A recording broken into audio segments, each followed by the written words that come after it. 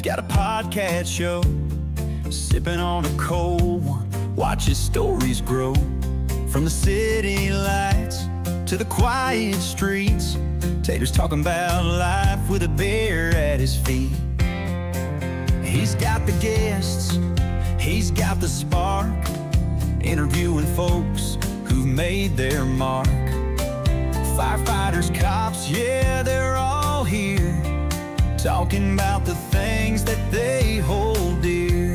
It's Tater and a beer, shooting straight from the hip, talking about the real stuff, no need to skip. With a fireman's heart and a cop's point of view, Tater's breaking it down just for you. Tater and a beer, let the stories roll. Pour another round and let's lose control.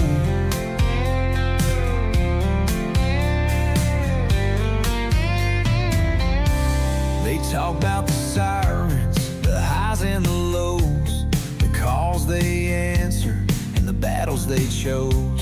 Heroes on the front lines in blue and red. Tater's digging deep, yeah, he's breaking the thread. Every week's a new tale, every guest is unique, sharing their truth. They're all kind of freaks, from the dark nights to the bright sunny days. Tater and a beer always find a way. It's Tater and a beer, shooting straight from the hip, talking about the real stuff, no need to skip. With a fireman's heart and a cop's point of view, Tater's breaking it down just for you. Tater and a beer, let the stories roll. Pour another round and let's lose control.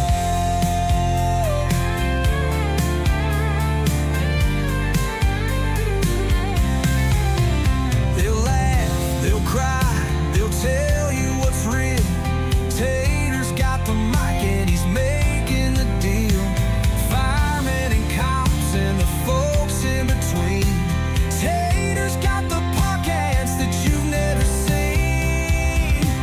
It's Tater and a beer, shooting straight from the hip, talking about the real stuff, no need to skip. With a fireman's heart and a cop's point of view, Tater's breaking it down just for you. Tater and a beer, let the stories roll. Pour another round and let's lose control. So grab a cold one and pull up a chair. Tater's got the guests and he's always fair. Tater and a beer, it's the talk of the town. Come for the stories, stay for the sound.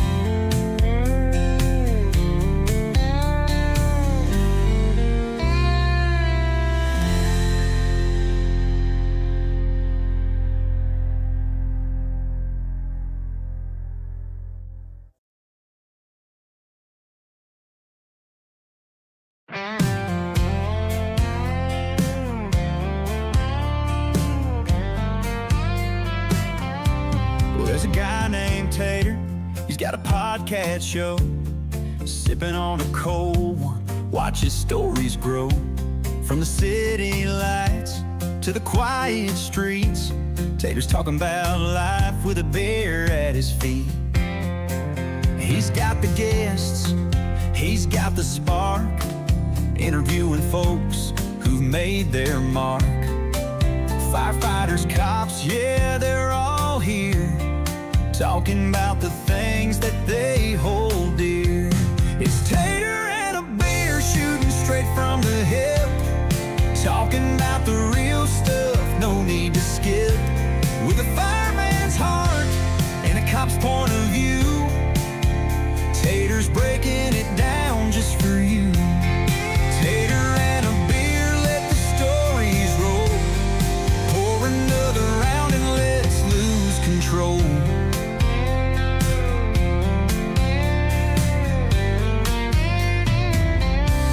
They talk about the sirens, the highs and the lows, the calls they answer and the battles they chose.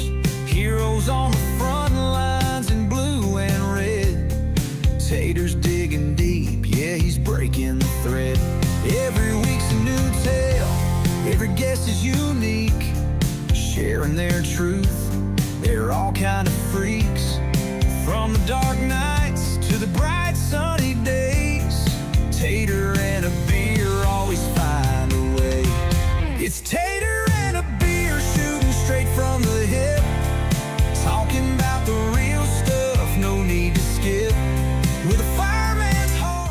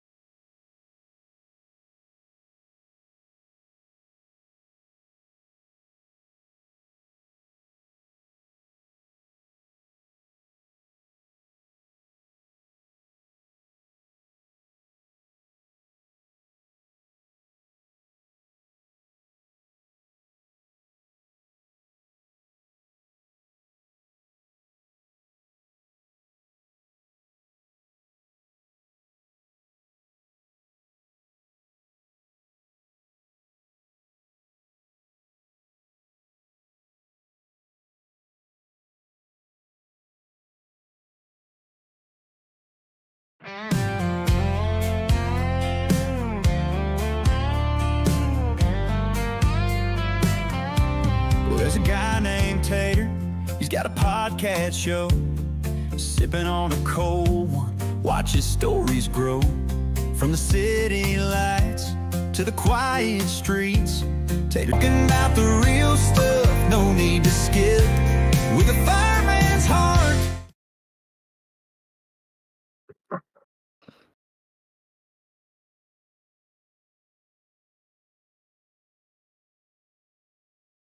No, it just keeps buffering. What is going on, guys? Welcome back to another episode of Tater and a Beer. It's nice to be back. As you can all see, we got our special guest here today. Boogie, you want to do the introduction, sir? Yes, we got a Timmy, aka Wolfie, in Discord. How's it going? Going pretty good. How about you guys? Pretty good. Thank you for joining us on today's episode of Tater and a Beer. E6.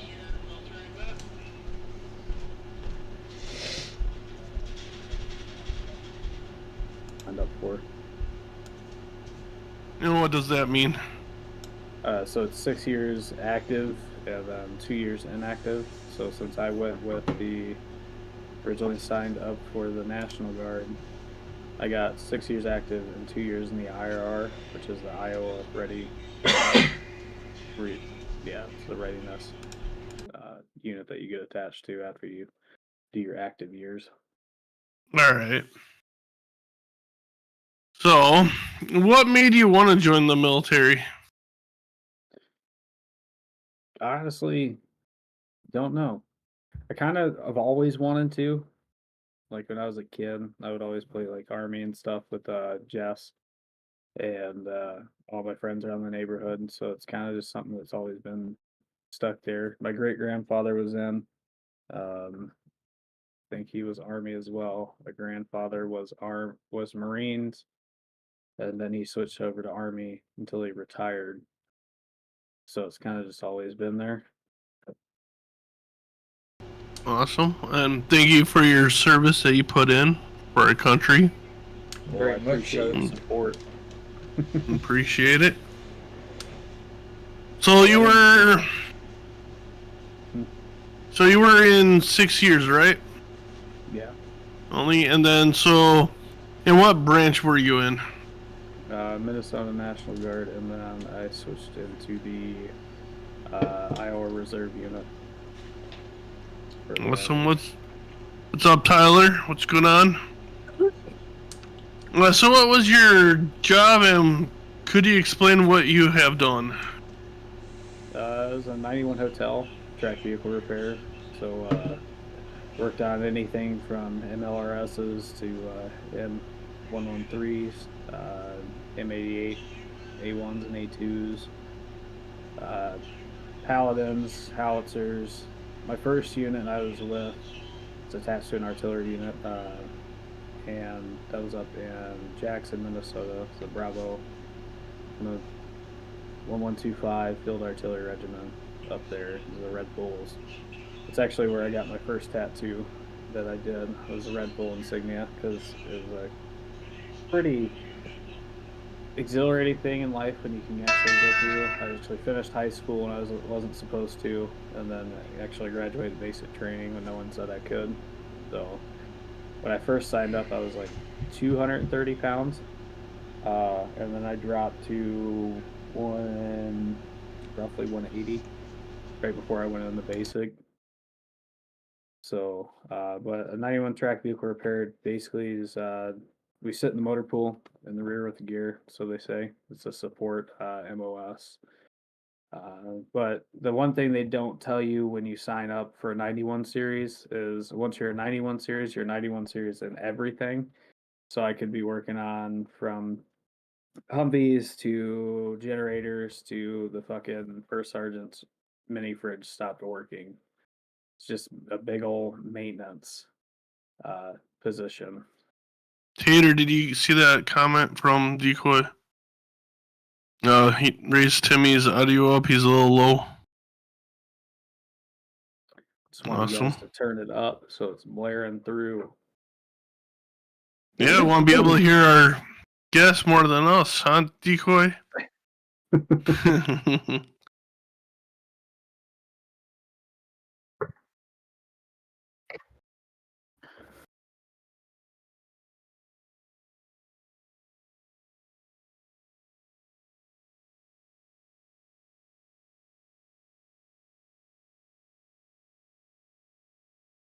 Okay.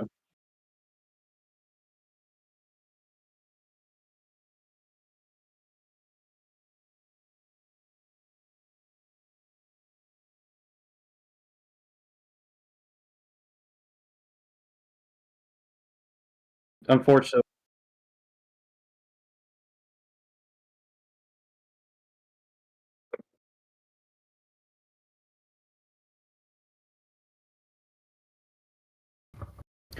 I can explain. The MLRS is a multiple launching system to where it's a multiple launching rocket system.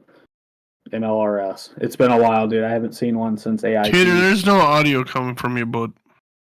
What? The How about audio now? troll.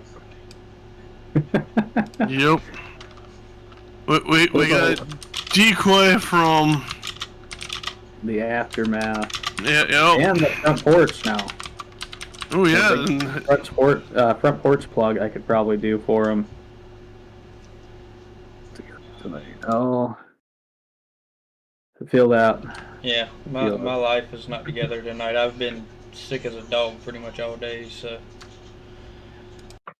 Dude, I feel that. Allergies are back here. They're in the field, so it's just been a rough 2 weeks. But yeah, so the MLRS is it's kind of like if you think of like the lower part where the tracks are of a tank, it's basically that chassis, and then they set a cab on it, like from a semi truck, old square nose or flat nose, and then on the back of it is a launch pad for like 50 or so rockets. I don't know the actual amount. I wasn't the munitions person on that one. So, and that basically it protects the cab, protects and is pressurized, so it protects the crew when the missiles launch out. They don't get like fucking vaporized inside from the pressures. And then the M113 is a troop carrier. It's basically just a big turtle shell on the track, and it carries the infantry on, or it supports on medical. For the medics, they can actually use that to transport casualties and to pickup zones for the 9-line helicopter, the Blackhawks, to come in and take them away, or to an actual field operations post, like where they have medics set up. The M88, A1, and A2 is basically the tow truck of the track vehicles. They can tow. I mean, the A2s, I believe, could tackle the Abrams, where the A1s couldn't. And then the Paladins and Howitzers. I think the Paladin's heavier than the Howitzer, and those are both artillery guns with tracks on it. It's just a big cannon on a fucking track chassis. Excuse my language. But yeah, that's basically all of the vehicles there. And obviously, a Humvee is just a truck. It's a Hummer. So it's a down and dirty explanation of it. You did 5 tons and deuce and a halves too, didn't you?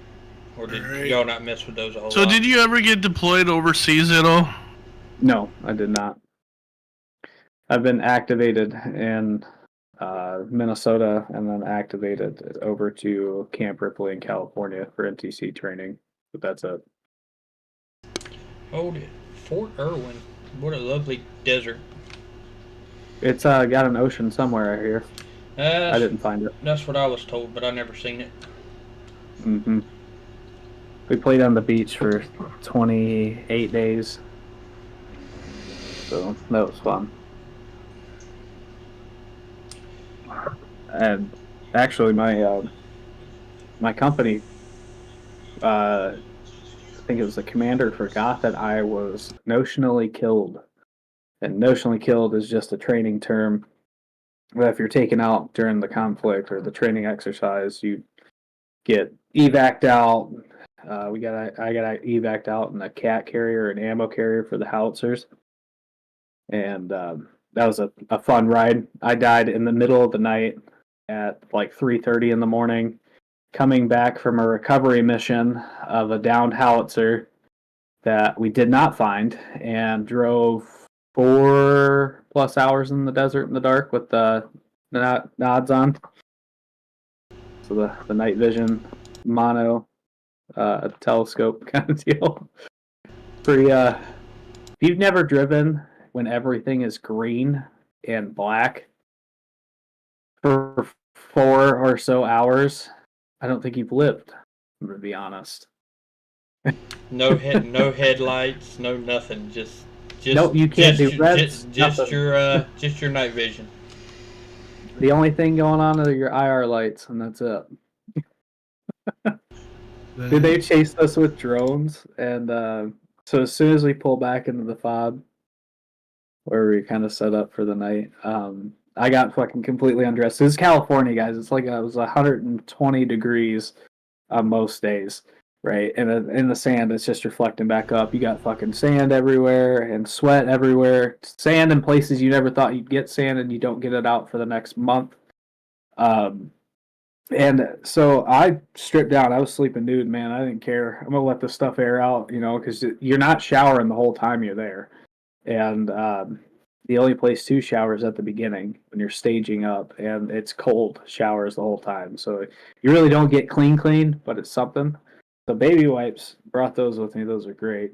But so we just get back. We pull in. I strip down. I lay on my cot in the back of the LMTV, which is my vehicle for the training exercise, and that's just a big it's a semi truck for transporting materials and troops and stuff like that.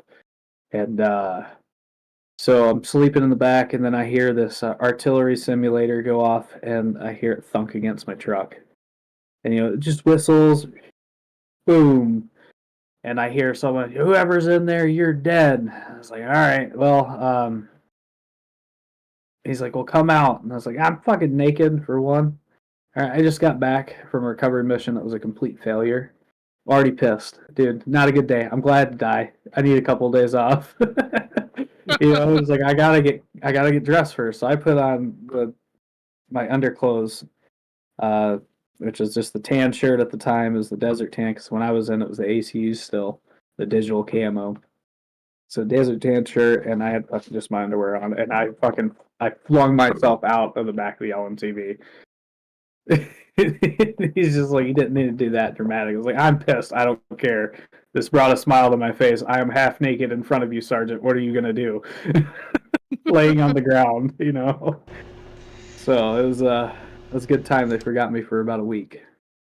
So that was dope. In a medic's place. So that was pretty cool. Major found out I was there, so we went out and did donuts out in the fucking desert for an hour, and then went and visited troops that were stuck in a down howitzer for 3 days. So nobody had the logistics to grab them. Fun times. Yeah. And just so everybody knows, Fort Irwin in California, they use that as National Training Center because that is as close as you're going to get to what you would see in Iraq, Kuwait, Afghanistan. I mean, it's pretty much a spitting image of what you get thrown into when you get sent over there. And like Timmy said, you get sand in places you never thought sand would go. And then a week or two, you finally get it out. If you're lucky, yeah. Yeah, and the good thing about when we went to Iraq, there we actually had hot showers, unlike Fort Irwin. It wasn't that bad because it's always hot. So getting a cold shower in really helps you heat dump.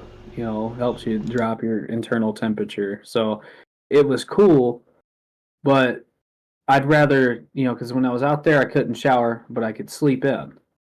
I could actually sleep.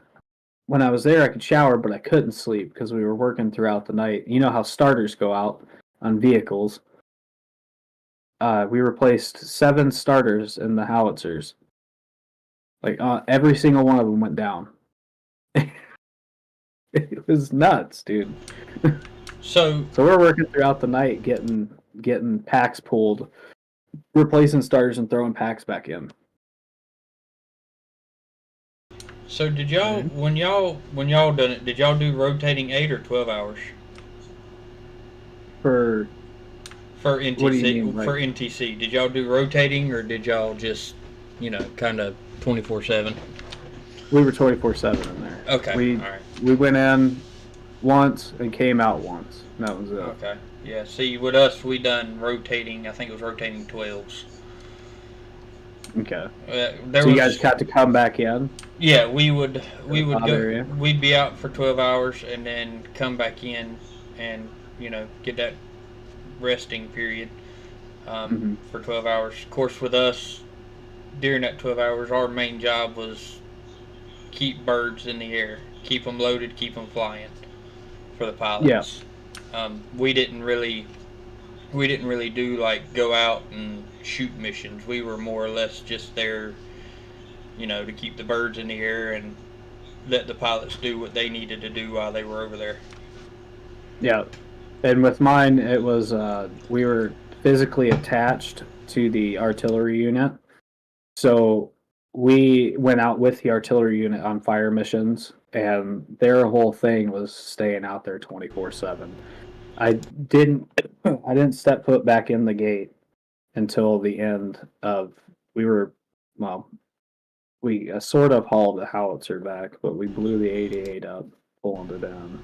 So, being attached to an artillery unit like that, did you deal much with like the Chinooks and the Blackhawks? Because I know Chinooks, and every now and again you'll get a Blackhawk that slings a howitzer or something like that and take it in and out. No, we did not have. During my time with that unit, we did not have any missions with Blackhawks. The only time I dealt with Blackhawks was when I did CLS training. Okay, so if you didn't deal with a Blackhawk, you definitely didn't deal with a Chinook then. We saw Chinooks, and they actually landed by us, and just kind of did a quick pop and back up. But that was about as close as I got to a Chinook, and those things are freaking cool. If you have a tism about like helicopters thumping overhead, them Chinooks, they thump pretty hard. To me, the only one that sounds better than a Chinook is a Huey. Oh, dude, I have yet to hear a Huey. The sound of a Huey or a Cobra flying over, something about the sound that because on a Huey or a Chinook, unlike a Black Hawk or unlike a Black Hawk or Chinook or an Apache or something like that, the Hueys and Cobras, they only have 2 blades on their main rotor head, to where the others have 4, 5. Chinook's got 6 if you count both main rotor heads. Mhm. It's just something about the way those blades beat the air. They got a very distinct thump to them when they're flying. I mean, you can pick them out from a mile away. You're definitely not sneaking up on anybody in a helicopter, that's for sure. Not in them two, anyway. No. We've got Mercy Air around here, and I've been mainly working at hospitals for my construction job. So every time they have a life flight come in, dude, we all stop work on the job sites to go watch it land and take off. It's pretty great. Do they use the 4-blade helicopters, or do they use 2? Just the 2 up here. Okay. Fast little buggers too. You can keep up with them in a car if they, don't do as the crow flies. They don't go quite too fast around here because of the high winds, and I don't know what they're rated for. So, I mean, most of those choppers should be rated pretty high, especially if they're doing life flights. Yeah. yeah, they don't go super quick around here unless, I'm sure they do kick it up if it needs it.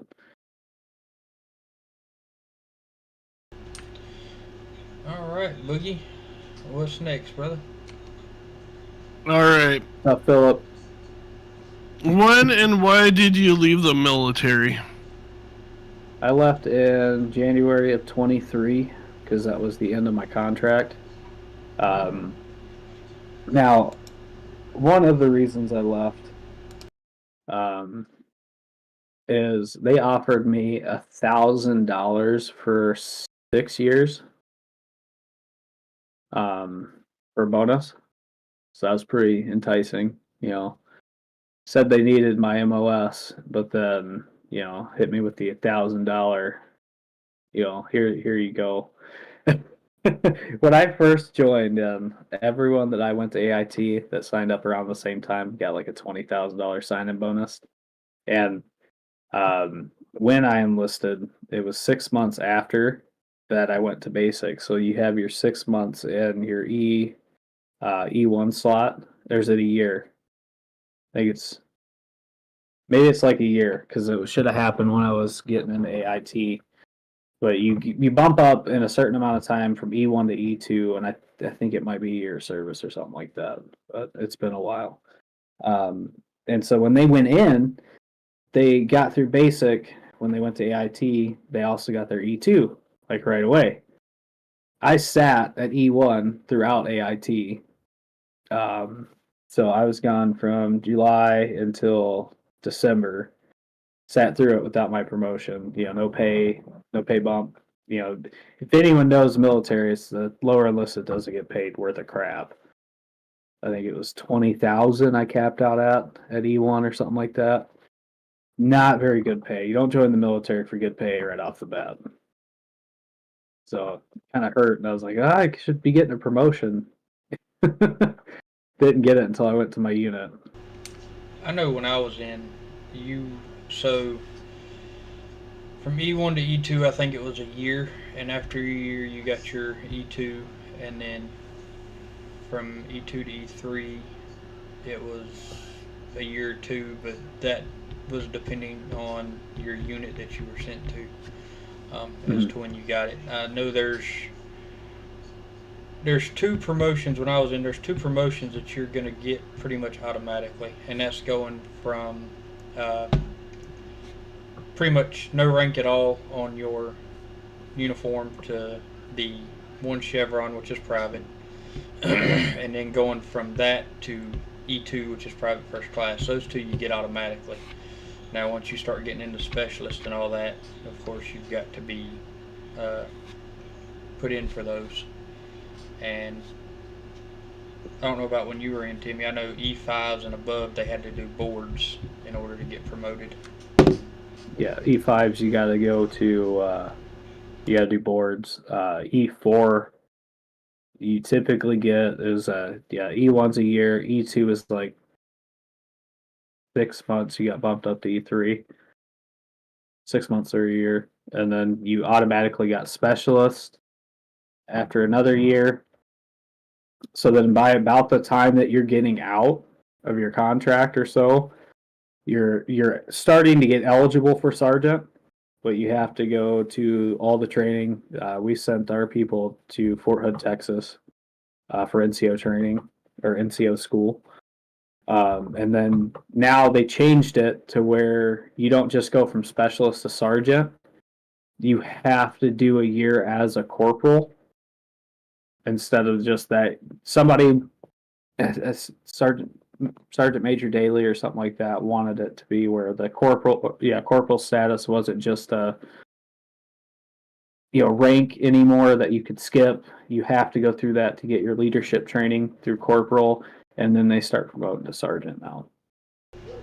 So, I don't know if you know this, Timmy, but I was talking to the CSM that's head of our ROTC program, the school I work at.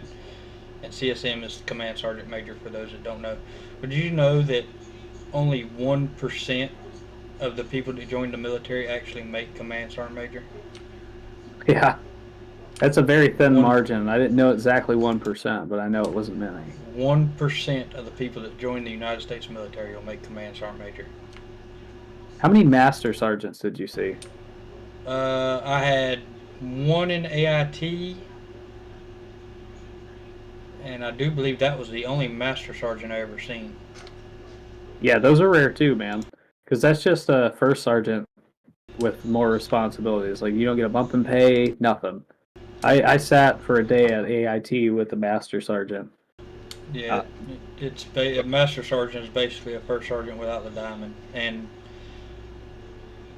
master sergeant was always called master sergeant, to where first sergeant, you hear a lot of people that's been in the military and been around it, you'll hear people call first sergeant top. Yep, to top. Where master sergeants didn't really get that. They were top junior. Yeah, pretty They're much. getting there. Yeah. You're almost there, but you ain't quite made it. Yep. And then if you didn't want to go, first sergeant, you could go for warrant officer training for school. I know a couple of sergeant first classes that went to that. Because that's technically an officer, but like, dude, warrant officers don't like to salute. I don't know if this is the same when you were in. I have not met one warrant officer that likes you to salute them, but everything you're being is telling you have to salute them because technically they're an officer, but what they are is a leveled up NCO. That's it. They're the coolest freaking people in the Army. Or in the military in general. I feel comfortable enough saying that. Like, they're cool as fuck. They're low key. Like, they're pretty like down to earth and stuff like that too. Yeah, we had one that would walk out of his way to avoid you, just so you wouldn't salute him. Like, he would go 100 yards out of his way if that meant you didn't salute him.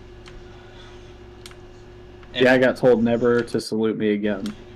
Yeah, and most warrant officers Chief. And most warrant officers are pilots. So. Yep. I know a couple of them that weren't. I think it was the chief warrant officer is the next one up. You got a W1, W2. Yeah, it goes by the black dots or the black squares that they have. A W1 would be one black square. A W2 would be two black squares, and then you got a CW3 and a CW4. So when you hit 3, it's chief warrant officer, and then 4 is also chief warrant officer. Yeah, and the 402nd. That was the reserve unit I was in, the 402nd Engineer Sapper unit, which that was fun. That was the last part of my contract, and that was the funnest time I've ever had. I'll get into that later, but our chief, he'd come in, dude, and it was just another dude coming in with a beer kind of deal. Big black guy, fucking bald head. He'd come in, he'd throw his fucking cap. across the motor pool right into where he's about to start sitting down. And he's sitting and shoots shit with us for a couple hours. He's just avoiding paperwork is what he was doing. So did y'all have TIs, technical inspectors, in what you done as far as people that come out and check your work and sign off on it? Not that I'm aware of, no. Okay. Dude, everything I did was some backyard redneck shit, so. Yeah. It works. Yep. Zip ties. Zip ties are great. Zip ties and duct tape. Oh, dude, we were out of duct tape. We didn't get that in our pack in the fresh. Well, you know, you gotta. We had a coffee maker though. Well, that's important. That's the number one thing. So we forgot the duct tape instead. Yeah, coffee and zip ties, because zip ties are cheaper than duct tape. Mm-hmm. And nicotine. Coffee, nicotine, zip ties. Yeah, let's not. If you can make it. Let's not talk about let's not talk about the nicotine part. All right, noted. Energy drinks though, those are a lot too. Right, I was up to 5 packs a day in Iraq. Yeah. Yeah. There's nothing to do if you're not on a mission. Well, with us, there was nothing to do unless a bird needed loading, or you had, you know, your general maintenance that needed to be done on them, or one broke.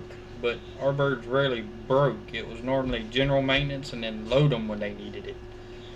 Yeah, you got your annual services and your weekly services that you might have to look at. So we had. Did you guys have weekly services? We did have weekly. We had bi-weekly, and we had monthly. Our annuals were done by civilians. Okay, yeah, okay. Yeah, our annuals were done by I think I want to say L3 was the people that done it, but don't quote me on that. I'm not 100% sure. Decoy's got a point. He said the only filter in the military is the coffee filter. 100% correct. Yeah, we should put that one on a t-shirt. Right. So got a little sidetracked. I was on the why I didn't sign back in or sign back up. So the one was the bonus, right? And so the second one was the first stint of my contract. With basic AIT, got to my first unit. In that time frame, I had an injury to my chest. To this day, I have no idea what it was. As I couldn't breathe, felt tightness in the chest. I mean, doctors thought said that the pain was the equivalent of having a heart attack, like 5 times a day. And then I went and got all these tests done, got a stress test on my heart, got a scope down my throat, and to look at everything. They thought I had an atrial septal defect, which is a hole in your artery. So then I reported that to my unit. They said that they were going to start medical paperwork and just boot me. So I lost. I got out. I turned in all my gear, my T80, and then signed paperwork for a medical discharge. Went home, got put on IRR, the Iowa Readiness Reserve, to finish the 2 years I had in that. And then I was supposed to get like this medical discharge paperwork through from what I was told. About a year into my RR time, I got a call from a retention NCO. He said, "Hey, come down, do some muster duty." And that's just basically, it's a check-in for the IRR soldiers. So in those 2 years, you'll at least get muster orders once to go check in with the readiness NCO, see how you're doing, see if you want to get back in for the rest of your contract, or if you just want to go home and finish out your IRR. And so he contacted me and he goes, "Hey, so you've got an actual like AWOL and an under than honorable discharge from your last unit." It's like, what happened? What's going on? He goes, "This can't affect you down the line." And at this point, you know, when I first got out, it was I lost my job. I lost my dream job, which was the military. The best thing that I ever went in. It sucked, but it was the funnest time I've ever had. got kicked out of that, and then I couldn't even get like a fast food job to hire me. So I'm like, screw this. I'm gonna go inventory, Walmarts and stuff like that. Well, I got a call from him. He goes, hey, we can fix this. We can get you your honorable discharge, and you just finish the remaining year contract out. We'll sign you up in the reserve. It's a much better place to go for guys. It's a lot better than the National Guard and everything else. So they sent me this engineer company that needed a hotel because the 113s were still there. So I signed up with them and did the rest of my contract with them. So that was kind of I really wanted to end it on a good note. And like I said before, dude, that engineer company is the best unit I've ever been to. And the best people. Like, the old boy mentality was gone completely. And it wasn't like a, here's your safe card if they say anything that you don't like. You present this, and kind of sissy kind of crap is what people call it. It's one of those, man. It's changed. It's not the same anymore. You say the wrong thing, they freaking cry. And I don't know about you, but I was in a time where people would spit in your face and you have to sit there and take it because you're on orders, called discipline. Yep. Our drill sergeants were basically, I mean, when I was in, they couldn't hit you. Of course, they couldn't actually physically hit you. Couldn't. Yeah, they couldn't physically hit you. The most they were allowed to do was put the brim of their hat right here, and I mean they would literally put the brim of their hat on the bridge of your nose, in your face. And I mean I've seen people break down in tears, like have panic attacks because of it. I mean, when I joined, of course, my grandpa was military, so I kind of knew what to expect. So it wasn't quite that bad. But I did find out laughing at a drill sergeant is not the brightest of ideas. Not it. It's not. Nope. It hurts afterwards. You pay it back in sweat. That's for sure. You really do. And then some. So, Timmy, have you ever thought about or wanted to go back since you've been out? Every day. Every single day. But I was told this. Okay, so are you guys like more PG, or can it like tiptoe the line? The story I have to tell kind of tiptoes the line on the military humor side. We like to keep it more PG, but I mean, if you're like teetering on that line, I'm sure we can let it slide, because military stories, I kind of half expected it to be walking that thin line. So I'll answer two questions with one, because I see Hunter had a question as well. I didn't know if you guys want to read that out, but then I was planning to. But so go ahead and read Hunter's question, because then I'll tackle both. So out of all the people you were close with, as in buddies during your time, were there any people that you stayed close to after getting out, like kept in contact with? So close is kind of it's a word for it, but not. So like with how our unit was set up, is we have close ties, but we don't text each other every day, kind of deal. Now, I still do. I'm in contact with a couple of them. Now, this one, to answer your question, thinking about doing it, they're going back in. One of the guys is that he's a lifetime specialist. He's been active for, oh God, over 10 years. Went in, then he switched over to the reserve unit from the active Army side, and he's been a specialist the whole time. Besides, obviously your leeway in your beginning area. State specialist. He ran motor pools over in Kuwait, I think it was. I might be wrong. It might be Afghanistan, but I'm not sure. His name's McCollum. Now, I keep in contact with him too. He's a good dude. He was the one guy I looked up to, and he understood where I was at finishing my contract. So when I got in, he was like, all right, this guy is doing his time, really doesn't give a shit, but he's solid if we need him. And he always saw that in me. And he looked at me and goes, all right, you're getting out. Do you want to get back in, or do you not want to? And I broke it down for him. I was like, yeah, I do. I miss this. This has been the best time I've ever had in a unit. If I could stay with you guys forever, it'd be awesome. Like, we wouldn't even have to speak to each other. We knew what we were all thinking, what we needed to grab, what our skills and our high end skills are, and where we're low and lacking a little bit. So it's like a well-oiled machine.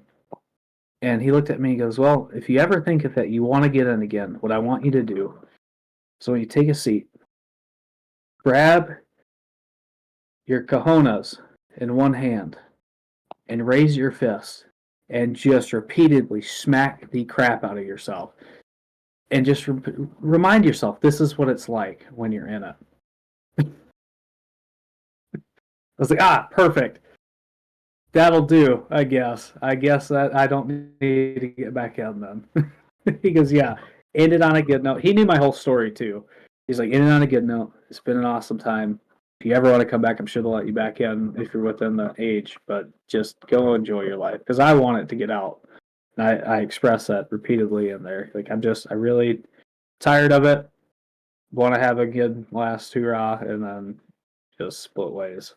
I can do more at home than I can in the Army. There's good people that can replace me.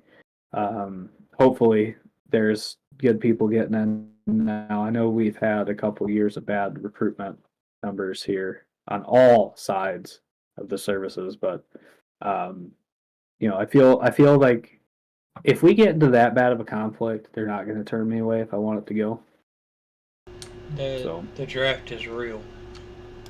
Yeah, and you're still eligible for the draft if you got your honorable discharge. Yep, sure am. Doesn't save you from shit.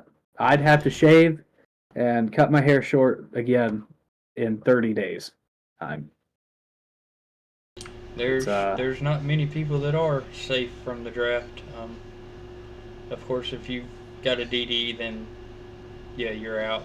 And if you're above a certain age, I don't know the age. I think it's either in your 40s or 50s is where you're ineligible for the draft. But I mean, having family doesn't stop them. I mean, it's a very slim list of what keeps you out if they enact the draft. They don't take you if your last name, like if you're the only one that can carry on the last name.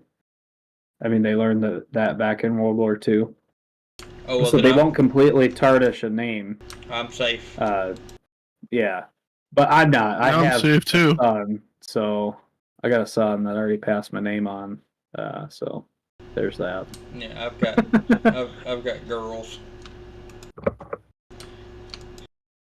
and my youngest son doesn't have my last name, so yeah. I'm safe on that one. And if I have to, I'll tell him he does have my last name. Yep.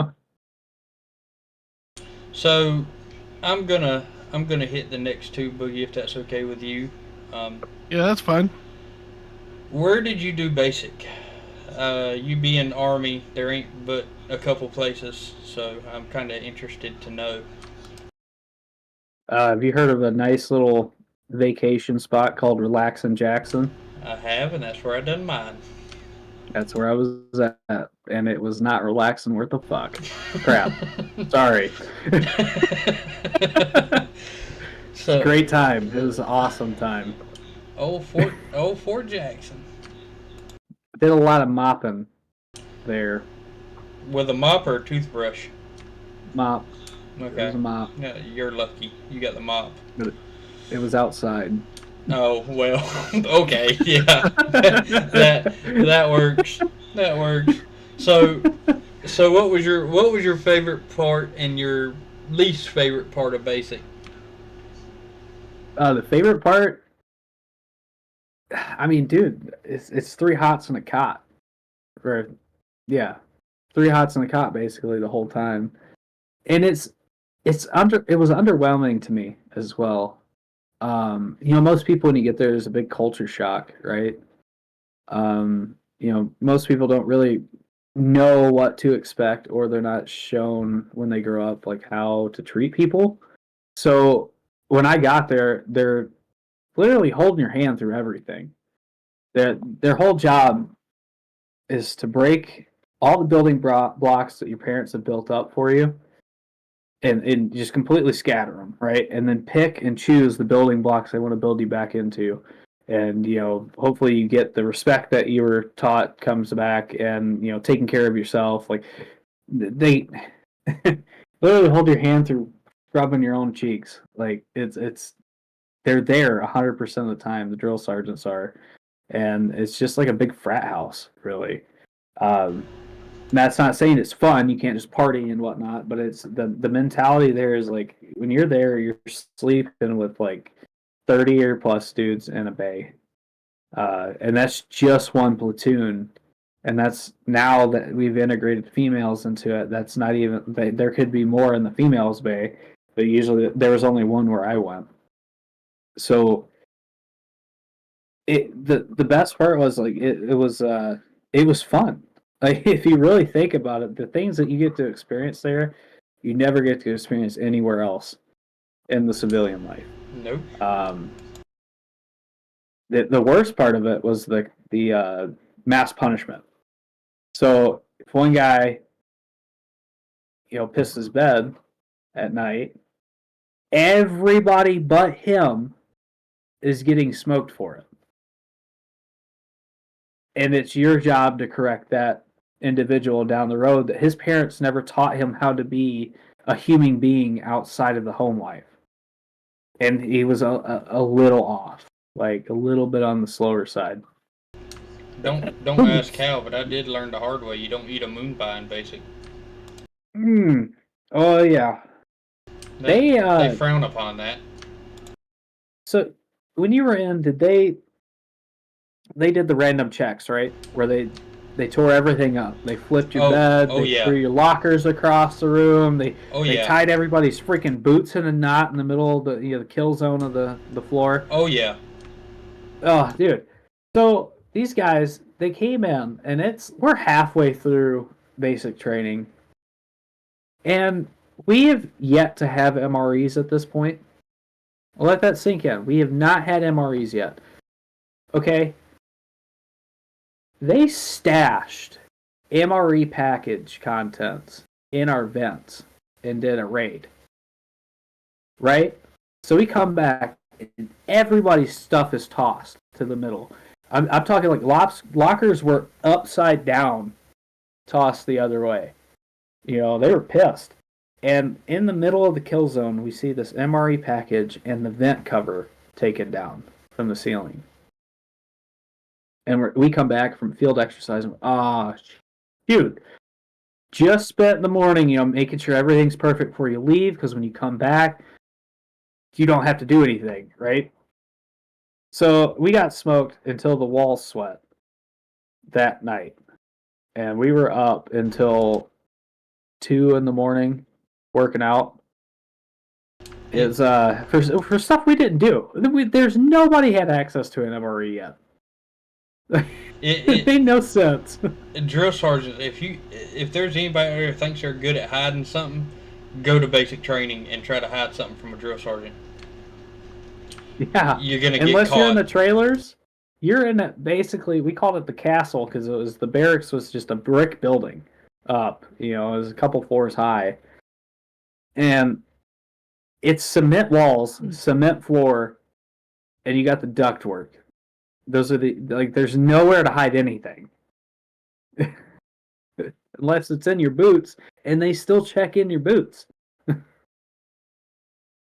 So when I was in, we didn't actually have the foot lockers at the end of the beds like they do. They still do, I do believe, with the Marines. They've got the foot lockers at the end of the beds. We actually had almost like lockers you had in high school, just a little bigger.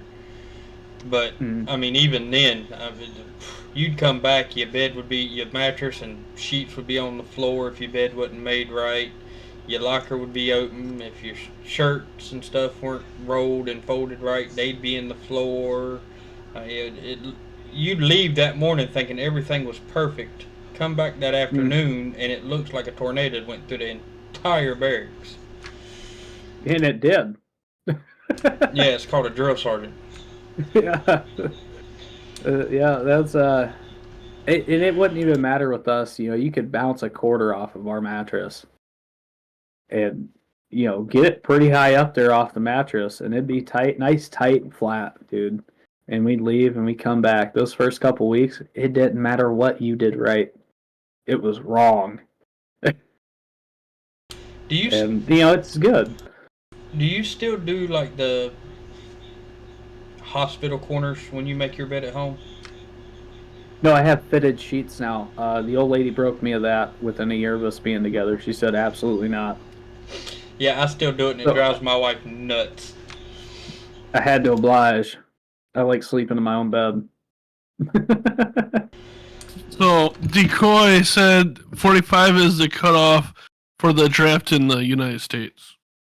Okay. Okay, I knew For it was now. between 40 and 50. I knew it was in that range somewhere. I just wasn't sure where. Wait until that executive order comes through and it'd be 65. And I'm sure it would come through too. Oh, yeah. So They need you. They're going to take you. So you did your basic at Fort Jackson. Where did you do AIT? Fort Lee, Fort Lee? Virginia. Yep. You weren't far down the road from me then, where I did my AIT. Yeah, that was, and when I went through AIT, we didn't have drill sergeants. We had platoon sergeants. So I You're don't know so how I feel lucky. about that. I consider it luck, but with how relaxed it was, to the type of person I am, it didn't look to benefit the training that I knew the reason why we were getting it. Like I understood the importance of the discipline and being on time all the time. 30 minutes early when you're 15 minutes early already. So with how relaxed it was, I didn't understand it. Didn't seem like the training was. It was too soon to be relaxed. And you can see it with the platoon that I was in and the dedication to the schoolwork they did. There's a lot of goofing around, people breaking rules, getting extra duty, and getting what's it called? Article 15. Article 15, field grade Article 15s. I had 10 of my classmates get field grades just for stupid crap. Yeah, we still had drill sergeants. We had drill sergeants when I went through AIT. I went through AIT at Fort Eustis, which, like I said, it's not far from Fort Lee. I mean, it's a drive, but. Yeah, the last time I met a drill sergeant was at Camp Dodge here in Iowa, and they had their National Guard annual training. I think it was like an AIT situation or something like that. I don't know. We had people that were still in training, like not gone to school yet or going to school, and they had the drill sergeants there. And like, dude, it's big. You got big cojones walking by a drill sergeant and not having fear. I can't. Honestly, he could smoke the crap out of me, and it would be well within his rank, right? But I'm slipping by with a piece of pizza. And he looks at me and goes, "Private, what are you doing?" I just look out the drill sergeant. I ain't part of your stuff. And he turned and you got your unit patch on. Sorry, buddy. I've been out since 2009, and like I said, the school I work at with our ROTC program, we got Command Sergeant Major, who is the head instructor, and then top is the other instructor, and I still find myself at times, doing the whole parade rest when I'm talking to them, or my hands behind my back talking to them. And Yeah. I've been out for, gosh, almost 20 years now. 4 years will make 20. So, it never really leaves you. Once you've been there, it never really leaves. I still walk around if I can help it. I don't have anything in my right hand. Just in case. What about what about putting your hands in your pockets? Oh, I don't care about that, dude. Where I live, the wind hurts your face, so I'm putting my hands in my pockets. Because I don't know about you, but when I went through basic and AIT, They weren't Huge quite deal. as strict on it when I was in AIT. The drill sergeants at AIT weren't quite as strict on it, but in basic, don't stick your hands in your pocket. Mm-mm. You'll pay for that You one better not too. be putting your Air Force mittens on. You're in the Army, sir. Exactly. Yeah, AIT, they were pretty strict with it. Basic, they were strict with it. When I got out into my unit, they relaxed a bit. Still parade rest, you still pay respect to the rank. But it was chilly out. You can shield your hands because not every time are you going to have gloves type deal. But I got told by a first sergeant while in AIT that he's like, don't let TRADOC give you a sour taste in your mouth. He said TRADOC is not the real Army. no, He said TRADOC is just that, it's training. He said don't let this put a sour taste in your mouth. He said because once you get to your unit, he said things will change completely. He said now some stuff, the parade rest, the attention with an officer, saluting officers, none of that changes. But as far as the strictness and the don't do this, don't do that thing kind of relaxes once you actually get into the regular Army. So, Mr. Tall Ass Leprechaun has another question. Since you all brought up kids earlier, how would you feel about your kids following your footsteps? And would you be more worried or happy for them? The question can go to all of us. So, Timmy, if you want to answer first. Obviously, as a father, I'd be proud and supportive. It's an experience. The experience is what you make it. There's going to be bad times, and there's going to be really good times, and there's going to be super bad times, like not fun whatsoever, like straight up not having a good time. But if you look back on it for how it truly was, it made me into a way better person today. I'm glad I did it, even though it was bad. There was a lot of good. So I'd be really supportive of it. I'm obviously not going to shove it down their throat. It's their choice. When I signed up, I was 17. So in order to get me signed up to get into the class that I wanted to go with by the time I graduated high school, I actually had to have my dad and my mom sign their rights away, so that I could join, under their blessing. So I was very happy that my parents supported it as much as they did. They never talked about the Army. My dad never thought about it. My mom never thought about it either, joining the military or anything like that. So it's really important to have support behind, and it's about the only two people that believed I would do it. So important to telegraph that down in the old tree. Right, Tater? I agree with Timmy. As a father, I would support it, and I actually encourage it. Would I be worried for my kids? In certain situations, of course. As a parent, that's an instinct. But if one of my kids come to me and said, "Hey, Dad, I'm going to join the Army, or I'm going to join the Navy, or the Air Force, or the Marines,"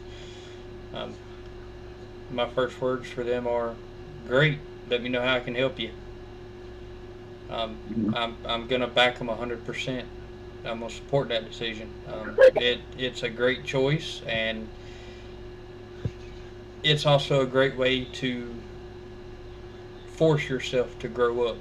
You really don't have a choice. You're either gonna grow up or grow out, as far as the military is concerned. So, yeah, I'd support them 100% and be there for them in any way I could. But also encourage them to join the Air Force because they have the better hotels. Well, the Air Force has the better everything. Better hotels, better vehicles, just better duty stations, better everything. Better education. Just go Air Force. Please, God, don't join the Marines. Just go Air Force. Overpaid paper pushers. Yep, but I would like that for my sibling or my kids. Just do the easier one. I mean, Yeah. Do the easier one. You're not going to get hurt in the Air Force. You'll be fine. Yeah, and But that's the the selfishness out of me. I know they're not going to get hurt in the Air Force. You should just go there. It's going to be a great time. I mean, there's one we haven't mentioned, the Coast Guard. I mean, they want to join the Coast Guard again. Have at it. Go for it. By all means. I mean, they don't do the overseas stuff and all that, but I mean, those boys, those ladies and gentlemen, still spend months at sea protecting our coast and helping those of us here on the homeland side out in the ocean. And not to do a sharp, okay? So sharp is a sexual harassment stuff, okay? It's not good, bad time. Don't sexually harass your coworkers, okay? Don't fraternize. Yeah, no not fraternizing. encouraging it. But Air Force and the Navy, I'll cut the Navy out. The Air Force has the most beautiful women. And that is a very good motivator for runs. Again, the Air Force gets the beautiful women because it's easy. Yes. So join Air Force. Oh, man. So apparently Cosmotech is acting up. Yeah, according to always Decoy. acting up. You tell him, Decoy. yeah, he said something that should not have been said in the chat. Somebody must have deleted or got rid of it because I didn't see it. He did. Yeah, Decoy did. Timed him out. Okay. Decoy beat me to it. Thank you, Decoy. But for me to answer Tall Ass Leprechaun's question, I would be happy and proud for them to join the military if they wanted to. I wouldn't hold them back. I wanted to, but my disability and that did not allow me to be able to do that myself. So I would not hesitate to let them. I would be worried because it'd be a father instinct too, like Tater said. So, but I would be honored if they did and support them every way possible. I don't understand why they wouldn't take you, but they set me up with a guy in basic training, which Private Nicholas. Okay, this guy had a fake British accent, no older than 20 years old, and he says he came from the British Special Forces. This man believed he came from the British Special Forces. And I'm talking like he looks like he got hit in the face with a brick. Like it is all flat, no slope, nothing on his face. You probably picture it. Like I'm not trying to make fun of those guys that are missing. That had, they have a little extra, DNA thingy. But they let him in, and this guy was running down a live fire exercise at the range and shot. And he's running, and the barrel's pointed up like this. I'm on his right, running the lane with him. I don't remember what it's called. Maybe you do when you run your live fire lanes in a 2-man squad. Tater, do you remember doing that in basic? Yes, 100%. So I'm on this dude's right. He's on my left running, and he's running like this and lets a shot off because he trips. I don't know if you guys have been shot at before, but when you hear the crack, it's really close. So he falls down after shooting, dude. And I just stop in my tracks. I don't know what to do. This was not part of the briefing that we got to run this training course, okay? You're not supposed to get shot at. I stopped. I dropped, dude. And he's on the ground. Drill sergeant comes up to him. He grabs him by his vest, pulls him up, and this guy's like 5'7" and about as wide as a side of a barn. Picks him up, grabs his M16, and chucks it. Doesn't put it on safe. Still holding him. Chucks it through the woods, and it hits the ground and goes off again. It's like, dude, how inconsiderate do you have to be? I won't say dumb because that's mean, but inconsiderate that you're running off safe, pointed at your buddy. I don't understand. Yeah, that was. But they wouldn't let someone like you that you've No. done time and service with the fire departments. You know, you got a head on your shoulders. You understand life and how it goes, but they let somebody like that daft to come in, and yeah, he had set screws loose. I mean, you don't just say that you're part of the British Special Forces and fake a British accent halfway through basic. Yeah, because Doesn't my make any only sense. issues I had was trying to understand the questions to tests and all that. So it's like having somebody read it to me. I was able to comprehend it, but I don't know why. There should have been a Perfect. waiver for that. Yeah, they would have. You would have got through basic and AIT just fine.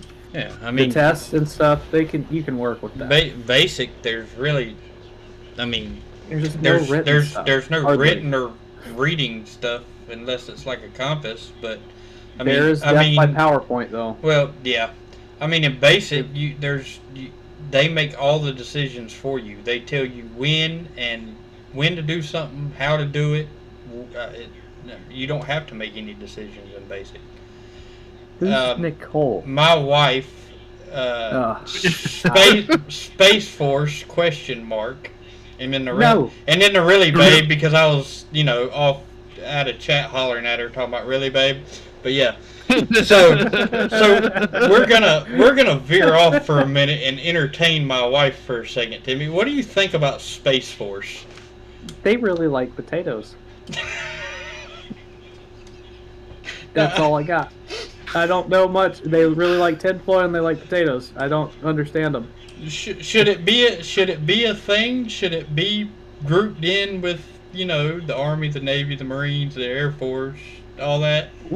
We laugh about it now, but yeah, I think it's very important to get an establishment of military power in space. Might not be at it technologically now, like we're not advanced enough, but I'd rather be too early to the game than too late. Like, what was it? I'd rather not be Russia in World War II, where I absolutely don't have a navy. You know what I mean? And then you find out in the war that you really need the navy and less tanks. So now that we're already integrating Space Force, we're getting the importance of it up. Yeah, I think it's important. As of right now, I'm curious. I don't understand it enough. You know?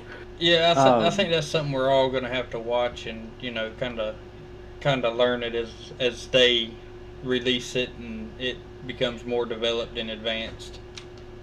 I think they're going to be highly underrated, but as of right now, it's underrated. It's a difficult thing. Like I entertain the idea of being in Space Force just to get retirement, because you got to think the first 20 years, are you really going to be used? You're still trying to figure out everything, your budget and whatnot. So they're getting everything established. When you join that, you get to be a part of that establishment. So I think it'd be pretty neat, but like I don't want to be the special brother of the armed forces, the laughing stock. So it's gotta, I don't know, it's neat. I'd love to see where it goes in 50 years. Yeah, in my opinion, Space Force, like Tim said, be a great thing in 30, 40, 50 years. But, I mean, right now, if you look at what's going on up there, it's pretty much everybody working together. I mean, if you're in that group of countries that operates out of the International Space Station, it's everybody works together. It's not really a need for an actual Space Force at the moment. But, I mean, we're not going to be fighting any wars in space unless, the little men from Mars with the big domes on their head come to invade us. Decoy says Space Force is the Keystone Cops of the DoD. Rude, Decoy. Rude. Your life might depend on a Very fellow rude. Space Force cadet. It's good. It'd be interesting to see. Yeah, it's just I can't get Nico Ortiz out of my head when he does his little shorts with Space Force. Have you seen those? No, I have not. Oh, you need to look up Nico Ortiz. He does the Air Force, Marines, Army, Coast Guard, and now Space Force personalities. And the Space Force one he has is, in the OCP uniform. And he's got a, a friend potato. His friend potato is just a little potato spud with like googly eyes on it and stuff. And he's got a tinfoil hat. And it's always this, the special kid in the back of the class, playing with the action figures type boys. It's just funny. It's funnier than hell.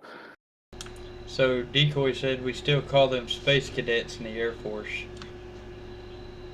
Yeah, they're. I think their official term is space cadet. I'm not sure. Yeah.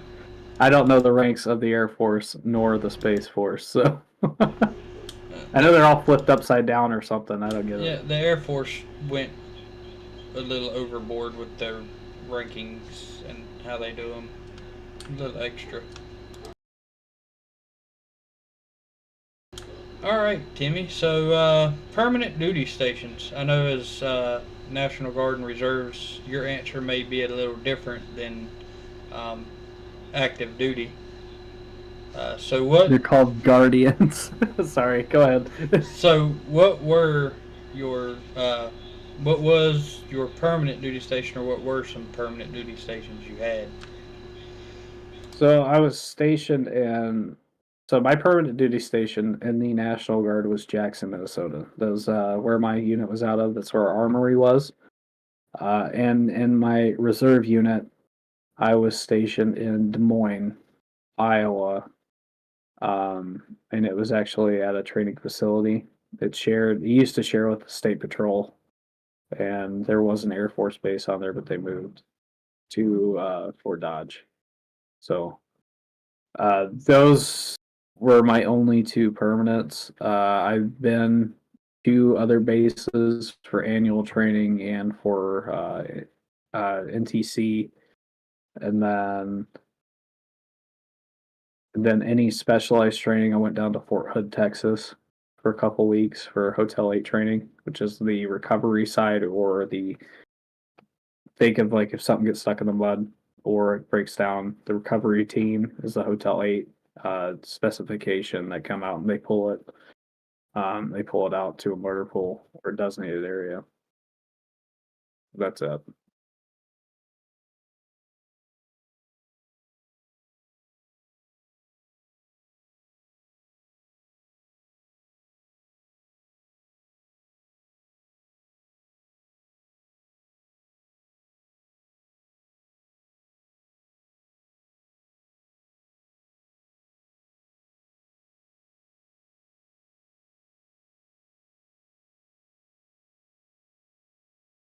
Yep. Yeah, they put you relatively close to home. There are some holdups with logistics of that. So a unit can only fill so many slots that their budget's allotted. So we did have at one time, the engineer company that I was in had people from Nebraska. So it was like a 6-hour drive for them. So sometimes it can be very far away.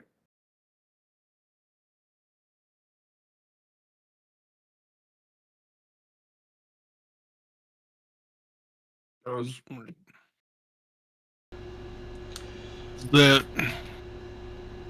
Alrighty, so Timmy, from here, there's we normally cover a few topics, kind of dealing with what we're kind of incorporating the guests that we have in those topics. So, Boogie, do you want to start with the first topic, and we'll move from there? Yep, I'm going to share my screen for this one. It's going to be going over, like we have in the last couple of them, of our national wildfires that are going on. So, Timmy, just in case you don't know, every episode we try to cover national fires. So it's wildfires that are you know active at the moment. Um, we try to do this every episode just to give people an idea of what fires are active, where they're at, you know what percentage containment they're at, and all that. We've actually had one that's been not far from my house. Oh, really? Yeah, it was. I want to say it was less than 4 hours from my house, and there was one more. I think was in the green swamp in my backyard. Dang. Yeah, I think it's kind of important to know too, because sometimes people in that area don't even get the coverage of it. You know, there's a loss of communication there. I mean, thankfully around here I don't have to deal with many of the actual wildfires breaking out. When I was a part of the volunteer fire company up here, I mean, we had a couple acreage burns, but that was about it. We mostly did rescue calls to the casino that was 7 miles away. so you spent some time in the fire service as well. A very short time, yeah. Okay. I could not dedicate the amount of time. See, with the volunteer fire company, because we couldn't be called the fire department because we weren't departmentalized. We didn't get paid or anything like that. It was 100% volunteer. So we went with company instead for some reason in our name. And that got us grants from the city and from the casino to help expand. And so not only did we have fire trucks, we had a rescue ambulance on standby that we could not transfer patients, but we could give first aid to individuals that were, in need at the time. We call that here first responders that can show up, but they can't take any patients to anywhere. They wait for another ambulance service. They ask paramedics or that on the ambulance to be able to transport. So yeah, I wasn't on for very long. I did get to go to quite a few calls because it's kind of busy. It's just with how I worked night shift, and then so by the time I would be getting home, I would sleep through calls, which I had a pager, just a Motorola, kind of like a walkie-talkie, but it was just a pager that would go off, and I would just wouldn't hear it. And by in the morning, we didn't have too many calls, so then they started restricting. You had to attend a certain amount of calls in a month to stay on. And I noticed that I could not dedicate the time that was needed after like 6 months on. And then I walked my pager and I said, hey, if you guys can fill a slot for somebody that can dedicate more time, go ahead. I really want to be a part of it, but I can't. So my grandfather's been on that company. Sorry to cut you off. My grandfather's been on that company for 55 years. yeah, I couldn't sleep through my pager. It was super ass loud and always woke my ass up. So Yeah. at one point, I was called a shoeless fireman because I'd run down the street when I was living maybe a block and a half away. I didn't bother putting my shoes on. I just threw socks on and ran. Even if there was snow on the ground, I'll be barefoot. My feet would be freezing, but I didn't give a shit at that time. I want to get to the station to go.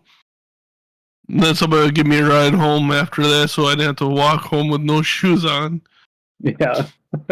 So, all right. So we have actively 31 fires. Number of new large fires or emergency responses. Total number of large fires under full suppression is 13. Acres from all active fires are 8,594, and only 19 fires are contained. 3 of them are in Florida, 3 in California, 3 in Oklahoma, 1 in Minnesota, and Alabama, and Georgia, and South Dakota. So, I didn't realize we were having one in Minnesota. yep, just 1. I'm kind of shocked we got lucky so far not have big ones. So it's a new one. It's only 800 acres and it is contained. So that's good news for them. Yeah. The one in Florida, there's 2 contained in the Florida. Alabama's not contained and it's only 305 acres so far. But the biggest one is in Florida, the 2,532 acres, and in Oklahoma. But all 3 are contained, so that's good there. South Dakota, 611 acres, and it's not contained. Tennessee, no acres, but they're saying one new one's contained. Texas, contained. So there's no fires no more there either, so that's a good thing. So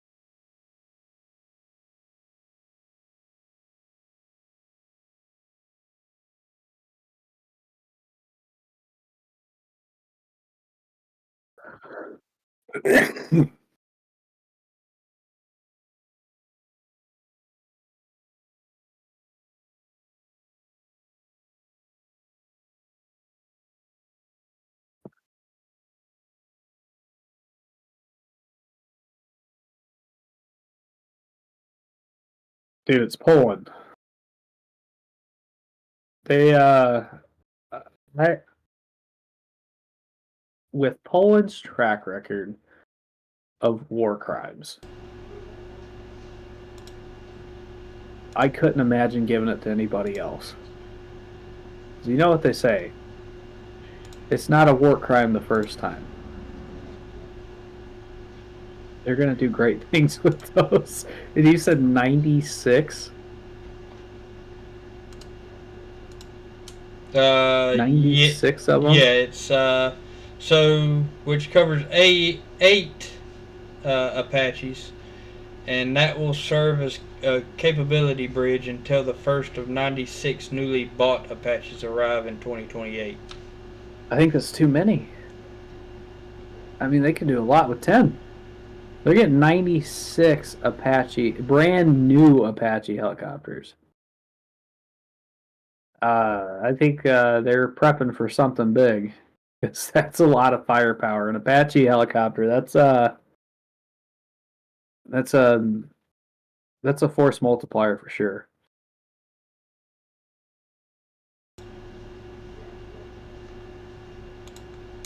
Boogie, you got anything? I think it's crazy. It's a nice money for the United States, though. Yeah. But I mean, in my opinion, we've given countries like Israel and countries like that, we've given them F-16s and stuff like that. So I guess this kind of falls along those same lines. Well, so that begs the question: do we have another helicopter coming in? Because typically we won't give high quantities of a very effective weaponry like that. Like the brand new stuff we don't give out very often. I know there's a couple, F-35s? Yeah. That we have loaned to NATO. But yeah, that must mean that we have another helicopter that's going to be just as deadly, or has the prospects of being. Well, my question is, which Apache is this? Because there's multiple variants of the Apache. This just says AH-64. I mean, is it the Delta model? Well, you said Delta. Did you read that somewhere? Yep, it does say AH-64 Deltas. Yeah. So it is the Delta model, which that kind of makes me a little nervous. I mean, that's a lot of firepower. One, a lot of firepower, and two, you're talking about a bird that has the capabilities of not only its firepower, but doing multiple things at the same time on top of its firepower. Well, that's also the same variant that can adapt to the laser technology that we're getting too, if I'm correct, right?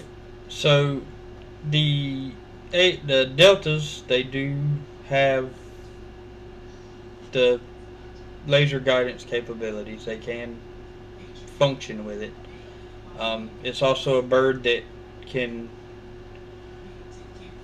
target and designate those targets by level of threat inside the cockpit. So it can pick out a set number of targets. It can pick them out, and then it can also tell you the level of threat that each target is. Yep. As well as it's also an aircraft that has capabilities to communicate with UAVs. Give me a couple seconds. I gotta go tuck my daughter in. Yep. So the Apaches can actually communicate with UAVs, and the UAV and the Apache, the UAV can pick the targets up, and then that information can be sent to the Apaches in a list of, hey, this is what we got, this is where they're at, and this is a threat level of each.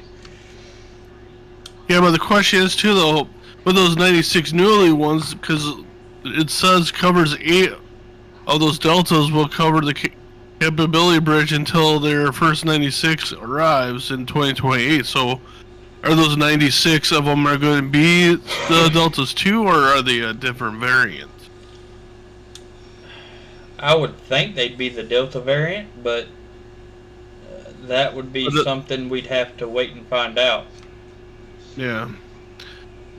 But maybe this $300 million is maybe possibly getting some money into our pockets that we foolishly, gave to that Ukraine war.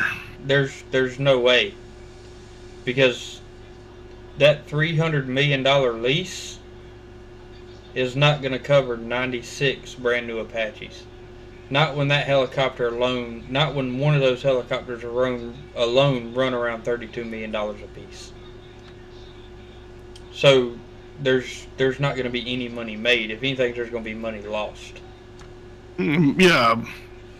But the question is, what's going to happen if they try to use it against us? But another thing is, too, are they going to use the top put stuff into it that we use, or are they going to use a lot less cheaper stuff in it for them and sell it as the same price as the top end that we use? Because you never know, they could use something different and cheaper stuff to build it with than what they do for the American choppers too. I mean, I'm sure that 96, the 8 that apparently they've already been sent, along with, I guess, the 96 on top of that 8, there will be differences between what Poland gets and what our guys use. And I'm sure there'll be some very distinct differences in capabilities. Yeah, and I'm assuming those 8 that we're sending now is only going to cover until they start getting them, and then we're going to get those ones back. Because they're only capability bridge until they get their 96. That'll be starting to arrive in 2028.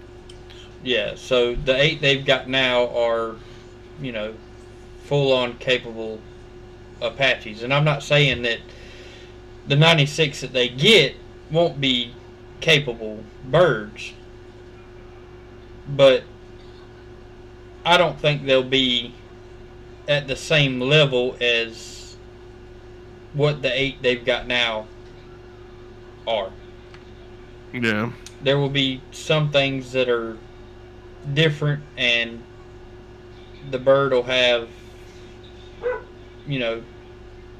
less.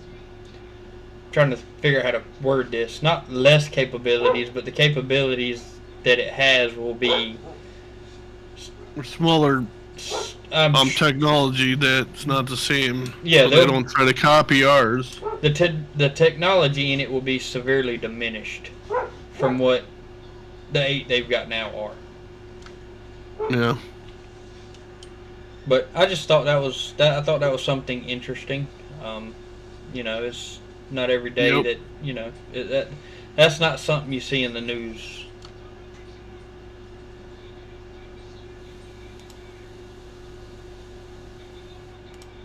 So, how about we go to the next one while we're got Timmy's gone doing what he needs to do? We can go over firefighter fatalities. So it did go up since the last time. If everybody remembers, it was at 19 when 2 weeks ago. It's now up to 23 firefighters in United States fatalities. And our latest one was on the 14th of this month. So 5 days ago. Mr. John Robinson on April 14, 2025, Sergeant Robinson was found unresponsive while on duty at the Lafayette Fire Department Station 9 and passed away. The cause of death has not yet been determined. So we've gained 5 in 2 weeks? Yes. He was only 53 years old. Sergeant in the fire department classified it was his career. He was a full-time. So, incident occurred on the 14th and was found at 6 a.m. in the morning. And that same day, still unknown. So we lost a career firefighter. Yep. Then April 5th and the 4th, other ones too. So, sad day for firefighters, and all that. And then, back, guys. Welcome back. We were just gone over the firefighter deaths. There were 23. So it went up from our last stream. There was only 19. So. Damn. Yep. And now we're going to go over the law enforcement on their line of deaths. Theirs went up, not up to 23. They're only up to 21 now for line of duty deaths. So that's 3 more deaths that occurred. So. And they lost 1 more dog in the line of duty. So that total number also includes canine officers as well. Yep. Yeah. Which are just important as the others. Because they're officers too. So Some would say. I don't know. Maybe that number might be different because they have a whole list here for them all the dogs. So April 10th was the last time we lost Chico, and the watch was Thursday, April 10th. He was killed by a hit and run driver on the interstate. Dang. So, And he was only in the department for over a year with that department. Only 5 years old the dog was. Damn, that's too young for a dog to die. and the thing is, you get charged the same, and rightfully so. I mean, like Boogie said, these are sworn officers. They have a badge, but you get the same, if not more, punishment for killing that dog as you do an actual officer. Yeah. So I believe it's the same. No matter what, you get charged as murder of a law enforcement officer Or assault on an LEO. Yep. Can you see the next one? Yep. And Like here's BB in the last 2 drunks of a beer. So here's a shot. Hey, this is Tater in a bottle of water. Tater in a bottle of water. Yep. So the military, I believe it went up a little bit, not that much. No, actually, do you remember, Tater, what was the number last time we were on? It actually looks like it stayed the same. Yeah, it hasn't. It does. It hasn't changed. It hasn't changed at all. So they're still sitting at 109 deaths. Yeah, April 9th was the last time it was updated too. So as of that date. So if there wasn't any they want to update it, no need if there was no reported deaths. So fortunately, we haven't lost none of our servicemen and women. Unfortunately, we've lost firefighters and LEO. Yep. So awesome. That's good news. That we didn't lose any of them. It's always going to be some lost somewhere. Yep. Every time. Now we're going to get into a little bit of the history of the United States military. It felt it would be proper to go a little over the history about it. So, Wikipedia, I got some of this information, I guess. Oh, Wikipedia. Yep. To give you some good information, so like the Colonial War, well, I can't, oh my god, I'm going to butcher it. The colonial wars that happened in 1607 to 1774. The beginning of the United States military lies in the civilian frontier settlers armed for hunting and basic survivals in the wilderness. That's crazy. So I don't want either one of y'all to answer. I'm gonna put this question out there for our chat, actually, because I know Timmy probably knows, and Boogie, I'm pretty sure you probably know too. But who was the first 5-star general in the United States military? Well, that's a good one. I don't even know if I know that one. Right off the rip.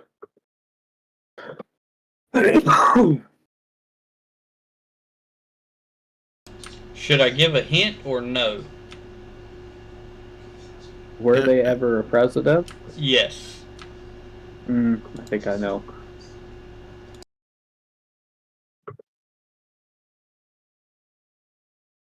have no clue. That's a good one. Everyone's just gonna Google it quick. I might have an idea, boy. Actually, I take that back. No, he was never a president. Oh well. So no, then I it have wasn't idea. Washington. No, There, actually, it was not. old It was turd, not you a don't know U.S. that one. president. And I will give you this much. He was promoted to the rank of general for the Army on December 16th of 1944.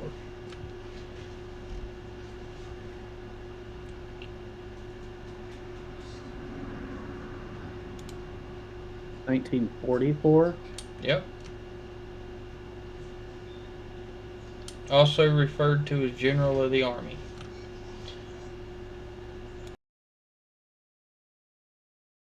Wow, I'd fail basic now.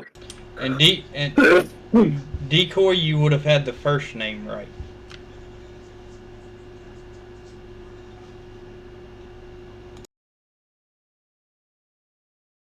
George Wallace? Big Mac. You again, Timmy, you got the first name right. It is a George. Is it George? It is a George.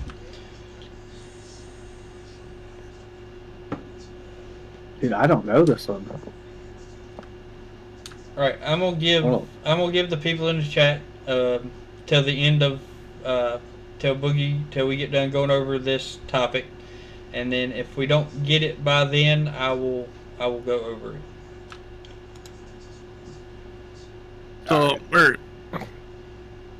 So then we had the war. That wasn't supposed to hit your head. No, Hunter, it was not George Foreman.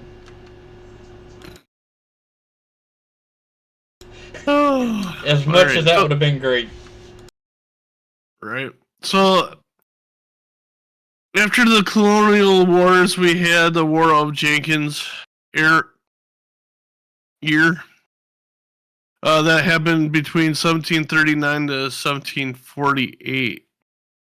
So almost 10 years. So in the struggles of the colonial central of North America, the coastal between Great Britain and France was the vital one. That conflict with Spain and declining power of important but secondary. So I didn't even know about this war. It's crazy. Then everybody's going to remember this one, the War of Independence in 1775 to 1783. So Started raining chants right there. Yeah, so the ongoing political tensions between Great Britain and the 13 colonies led the British to place the province of Massachusetts under martial law after the Patriots' protest taxes they regarded as a violation of their constitutional rights as Englishmen. When shooting began at Lexington and Concord in April 1775, militia units from across New England rushed to Boston and battled up the British in the city. The gathering in the present-day Independence Hall and the Philadelphia, the Second Continental Congress formed the Continental Congress and appointed George Washington as its commander-in-chief, which was augmented throughout the war by colonial militia. In addition, the Army Congress also created the Constitutional Navy and the Marines. So it's pretty crazy. So George Washington wins. So then we had the early national period that happened in 1783 to 1812. So that was the American Revolution. I'm butchering these words. Blah, blah, blah. Right. Revolutionary War. The United States faced potential military conflicts on the high seas as well as on the western frontier. The United States was a minor military power during this time, having only a modest Army Marine Corps and Navy. A traditional district of standing armies combined with faith in the abilities of local militia precluded the development of well-trained units and professional officer corps. Jefferson leaders preferred a small army and navy, fearing that a large military establishment would involve the United States in excessive foreign wars and potentially allow a domestic tyrant to seize power. So, the War of 1812. Everybody, if you paid attention in history class, you should know about the War of 1812. So we got USS Grant, date of rank 1866. That decoy is saying. So we'll get into this. So according to my source, there have been five-star generals: George C. Marshall, Douglas MacArthur, Dwight Eisenhower, Henry Arnold, and Omar Bradley are the five that it's listing. Oh yeah, Decoy said that too. There Unless are- you mean only 5-star generals, was there only 5 for the army and 4 5-star fleet admirals? So there are other 5 stars. You do have 5-star admirals, which would be Navy. Fleet admirals: William Lee, Ernest King, Chester Nimitz, and William Hazley. I don't know if anybody recognizes that name, Chester Nimitz, but we do have aircraft carriers with his last name. It's the Nimitz class aircraft carriers. So those were the 5-star admirals for the Navy. But as far as the U.S. military goes, in general, there's been a total of 5-star generals. If you want to go back in time, I guess you could consider George Washington one of those, which would make it 6. Yeah, because I thought he was the first. I've always been told that technically he was the first 5-star general, but Right. according to what I'm reading, this doesn't recognize him as one of them. There are things that do have him as a general grade in the military, but it's got George C. Marshall as the first 5-star, and he was promoted to the rank of General of the Army on December 16th, 1944. This rank was equivalent to a field marshal in other countries.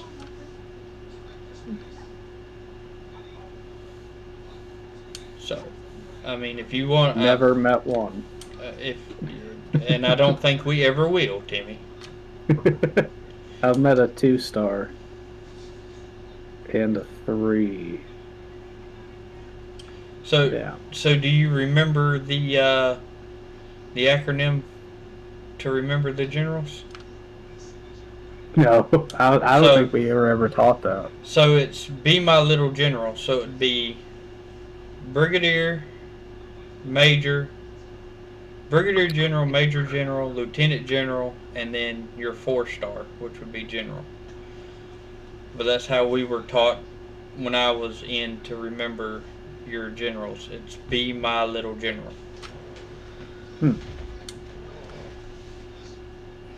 But yeah, I thought that would be a fun little Well, pop quiz. pop quiz there to add in. And I may start incorporating that in all of them, depending on who our guest is. That'd be pretty cool. No, that was good because I George C. Marshall. I've never heard of him. Decoy says, no, we will never have another 5-star. Well, never say never. I have to disagree with that. I do believe that somewhere down the line in the future, we will end up with another 5-star.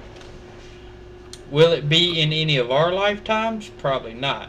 But I do believe we will end up with another 5-star general. Mm-hmm. So, I do have another little trivia question. Were we in 2 different wars at the same time?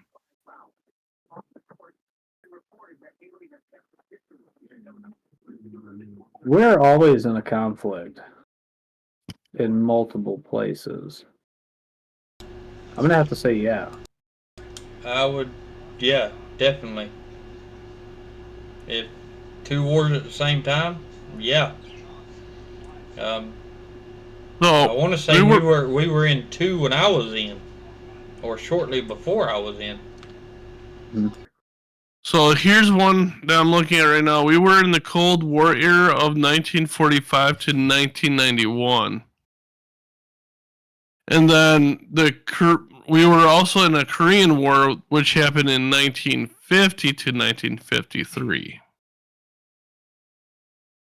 So, yeah, that it is a yes. We have. What about Afghan and Iraq? If I'm not mistaken, we were in those countries at the same time at one point. They overlapped at some point in there. Well, then the Kuwait War, we were doing all that at the same time. We're still in conflicts in Saudi Arabia. I mean, so they call post-Cold War, which happened in 1990 to 2001, and then they call the War on Terror, which was 2001 to 2021, which was in Afghanistan, Philippines, Iraq War, Libyan intervention, Syrian and Iraq intervention.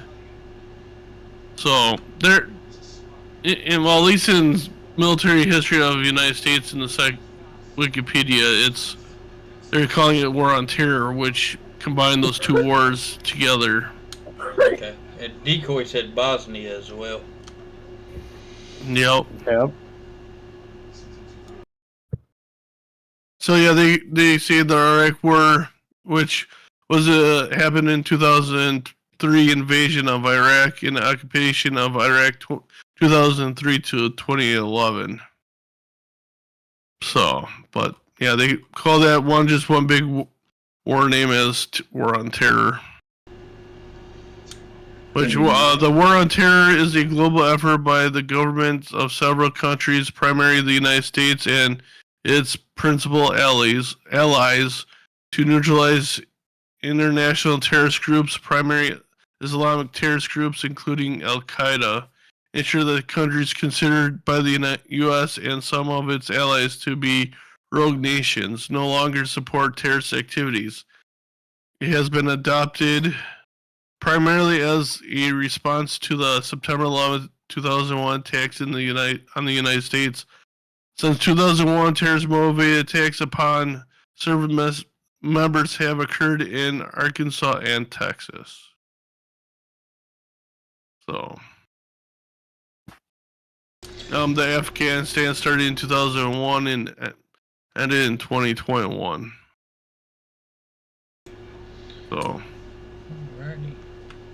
On 29th of February 2020, the United States and the Taliban signed a conditional peace deal in Doha, which required the U.S. troops withdraw from Afghanistan within 14 months, so long as the Taliban cooperated with the terms of the agreement not to allow any of its members or other individuals or groups, including Al Qaeda, to use the soil of Afghanistan to threaten the security of the United States and its allies.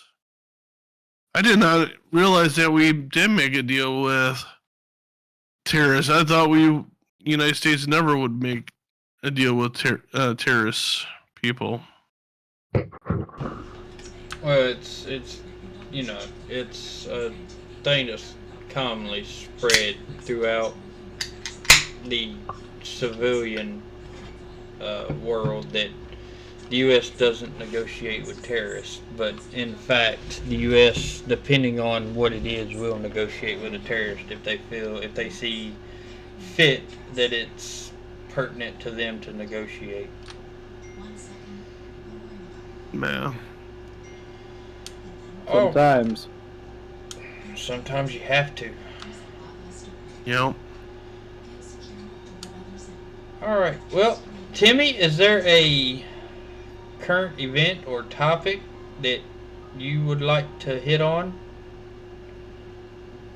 Oh, dude, I've been so out of it with with just like what's been going on. Honestly, I've been so wrapped up in the acreage, I don't even know. Is there a topic in general you would like to hit on? It doesn't have to be current. Just a topic in general that you would like to hit on. Oh, I guess so. Since your prior service, they I think it was Sergeant Major Daly took away the shark attack in basic. So, for the people that don't know what the shark attack is, it's when multiple drill sergeants kind of come at you at different directions and orders and whatnot, and they're screaming at your face, and they're all doing it at once, kind of overstimulate you and see what you'll do under pressure. So, how do you feel about them getting rid of that training? Well, it's kind of like a training exercise, but more like what's the word I'm looking for? A way to instill the training, I suppose.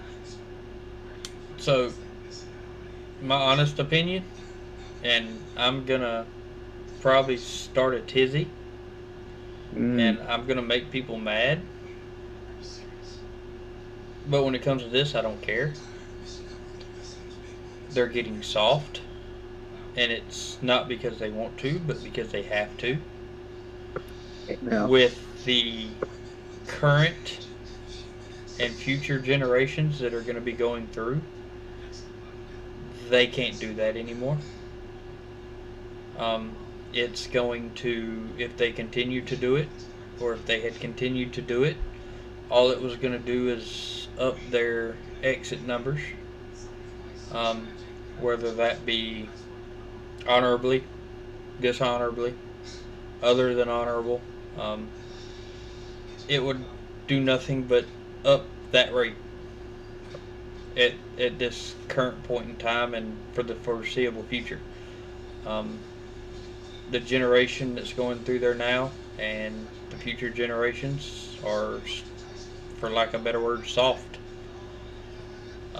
And they can't do that. And it's unfortunate because I think it's a way to break you down and build you back up the way they need you to be. You get in a combat situation, you're going to be getting yelled at from multiple different directions, and you need to know how to handle that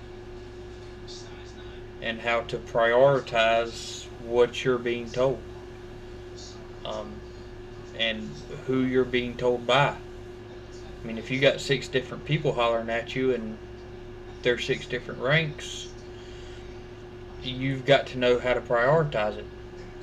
And in the military, you prioritize what's being hollered at you by the rank that's hollering it at you. If you've got 6 people ranging from a captain to an E5 hollering at you to go do stuff in a combat situation, I mean, Timmy, who you gonna listen to first, the E5 or the captain? With my rank, I'd have to listen to the captain. Exactly. He's in charge. He was in charge of the maintenance side. So exactly. So in my opinion, it's a shame they're getting rid of it. Yeah, I think it's part of it how we're allowed to discipline your children these days, and how they go trophies for everybody, every kid. Win or lose, you get a trophy, and that's not showing how real life is. I think if you lose, you only way you're going to learn from is by losing, and you don't get a trophy for losing. You want that trophy, you got to work harder for it and have more discipline to be able to get that trophy if you want it. But you got these days now, you can't punish your kids. If you give them a little slap on the butt or something like that, you can get yourself in trouble because that's not discipline, that's child abuse. I'm sorry, my butt was spanked, and I learned from it. I don't do stupid stuff where I'm going to go to jail or that going to make me a little wuss in real life out in the world doing my job that you need to do. I got paddled in school. Yep. I don't know if that was still around while y'all were in school, but when I was in school, you still got your butt beat if you did something wrong. I went to school in Byhalia, Mississippi, man. They paddled the shit out of us. So They did not care. I got paddled a couple times in elementary school. Once I got to high school, they had started to kind of phase it out a little bit. But, I mean, in elementary school, man, yeah. I remember distinctly teachers walking around with boat paddles with sawed-off handles and holes drilled in them. Uh-huh. And if you messed up, guess what? There was no calling mama and daddy. There was a paddle to your rear end, and you got sent back to class. Yep. All huffing and puffing and teared up, red face. Yeah, and honestly, I think if they still did that, there'd be less behavioral problems in schools. Not just that, you would have them acting right when they're older. You will have maybe less crime because they're showing that there is punishment to your actions. Not that, oh, that's all right, just don't do it again and let them do whatever they want. Because I can tell you from working in and around kids these days, they think everything should be handed to them. And I'm not all kids, because there are exceptions to that rule. Because there are kids out there that work hard, and they bust their butts to get where they need to be and to get what they want. But I mean, you've got some that just think everything should be, here you go, here's a silver platter with what you want on it, and hand it to them. And that's not, I hate to tell them, but that's not how real life is. No. It's a generation of prosperity right there. So, back to your question, what are your thoughts on that, Timmy? What is your thought process on them? I kind of agree with what you said. I mean, it's kind of just the stance on it's the era that's coming into it. Like when everything first started getting developed in basic training, like there is no hold bars, no rules, and it develops and grows. And for the best or for the worst, really. Only time will tell. I feel like it's something that'll probably be instilled later again. I don't quite agree with his comments that he made on his interview about the reasonings why. His main reason was it teaches nothing. And my prior artillery unit was the one that got activated out to Minneapolis when they were having their riots. And there's several videos that shows why it's important to have that part of the training to understand what you're going to do in that high stress level situation. If somebody's screaming in your face and spitting at you, you can't just react. You have to stand there and take it. It's that right there showed me the importance of it having it. Being able to follow the orders in the order they come into or by the ranking system is important as well. But when you're in a situation where you're trying to maintain peace or maintain order through the act of nonviolence, it's important to be able to take what is ever thrown at you and it falls straight back to the ground. Three you can't let that reaction go. 3 words. Rules of engagement. Mm-hmm. ROE sucks. But it's something Important. that it is very important, and it's not something that only those of us that served in the military have to follow. I mean, that applies for corrections officers. That applies for LEO. I mean, I do think it's still kind of... it basically applies to any, you know, it in some way, shape, form, or fashion. It applies to all of those back there behind Boogie on his screen. In some way, shape, form, or fashion, it applies to all of them. It applies to civilians too. Yeah, and it applies to those of civilians. It applies to everybody. There are rules of engagement for a reason, and you have to know how to follow them, when to follow them, and when to bend them. And there are times where they can be bent.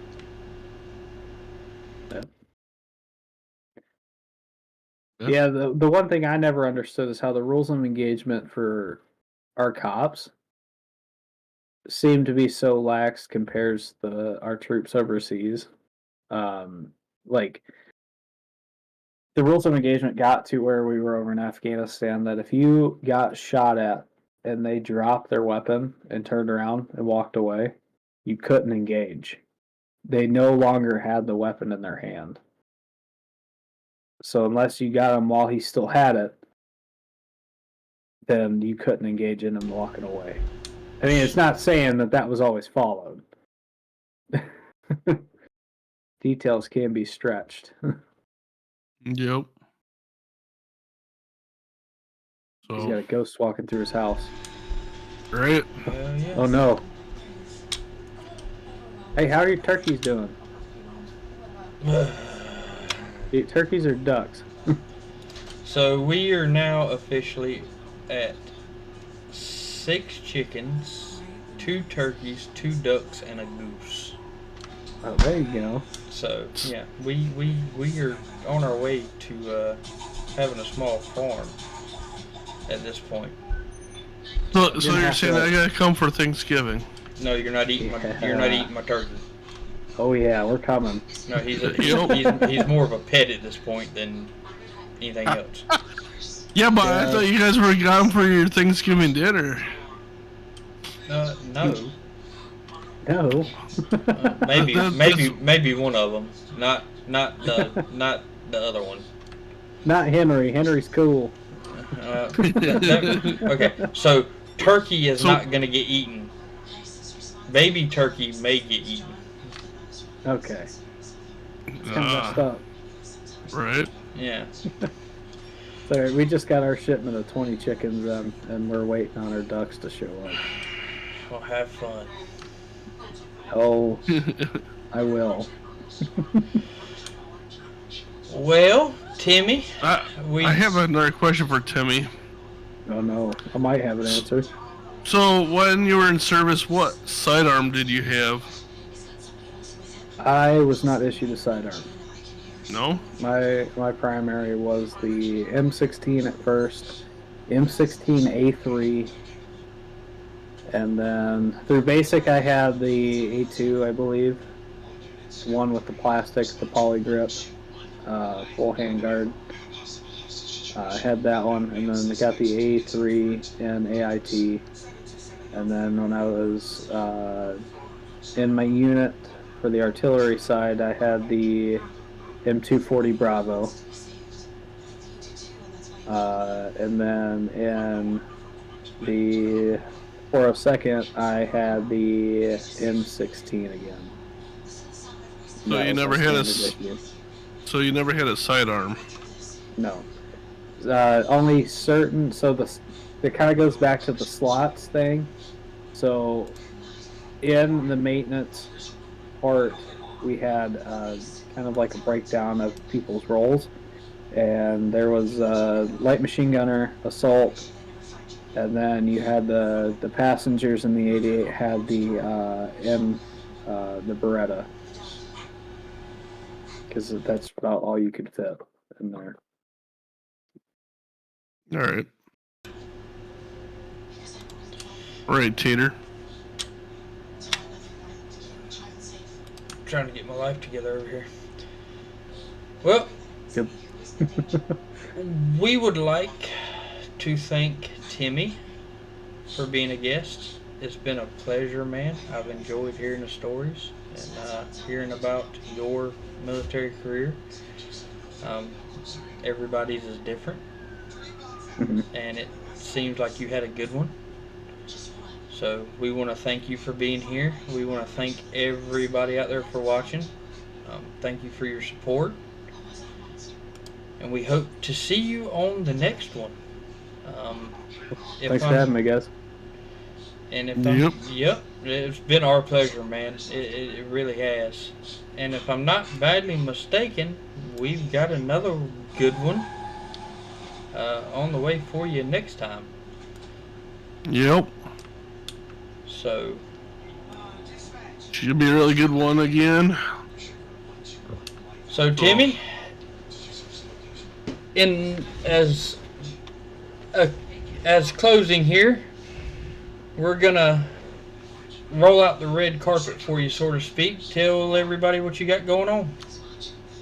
Well, I got a show called The Aftermath. What we do on there, my co-host Decoy, and I, we kind of review the Squad Productions podcasts and lives that they do. So, like in case or in point, we cover the Tater and a Beer as well.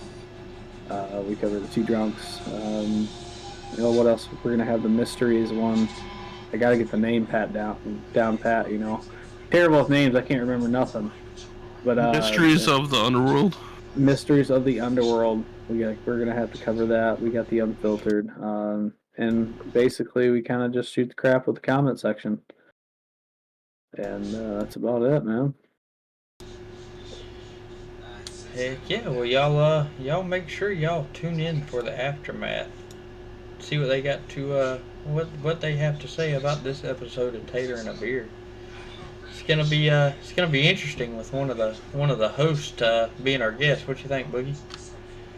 Yeah, because we had his other host on our show last time, if I'm correct. We had his counterpart on here too. Yep. But don't forget, we got the Front Porch first episode, I believe, is tomorrow night. So don't miss that. We got Hammy Games popping in the comments. Yeah, now. we do. There he is. Man. What's going on, Hammy? Thank you, brother. We appreciate it. He was hiding in the shadows. You never know when Hammy comes.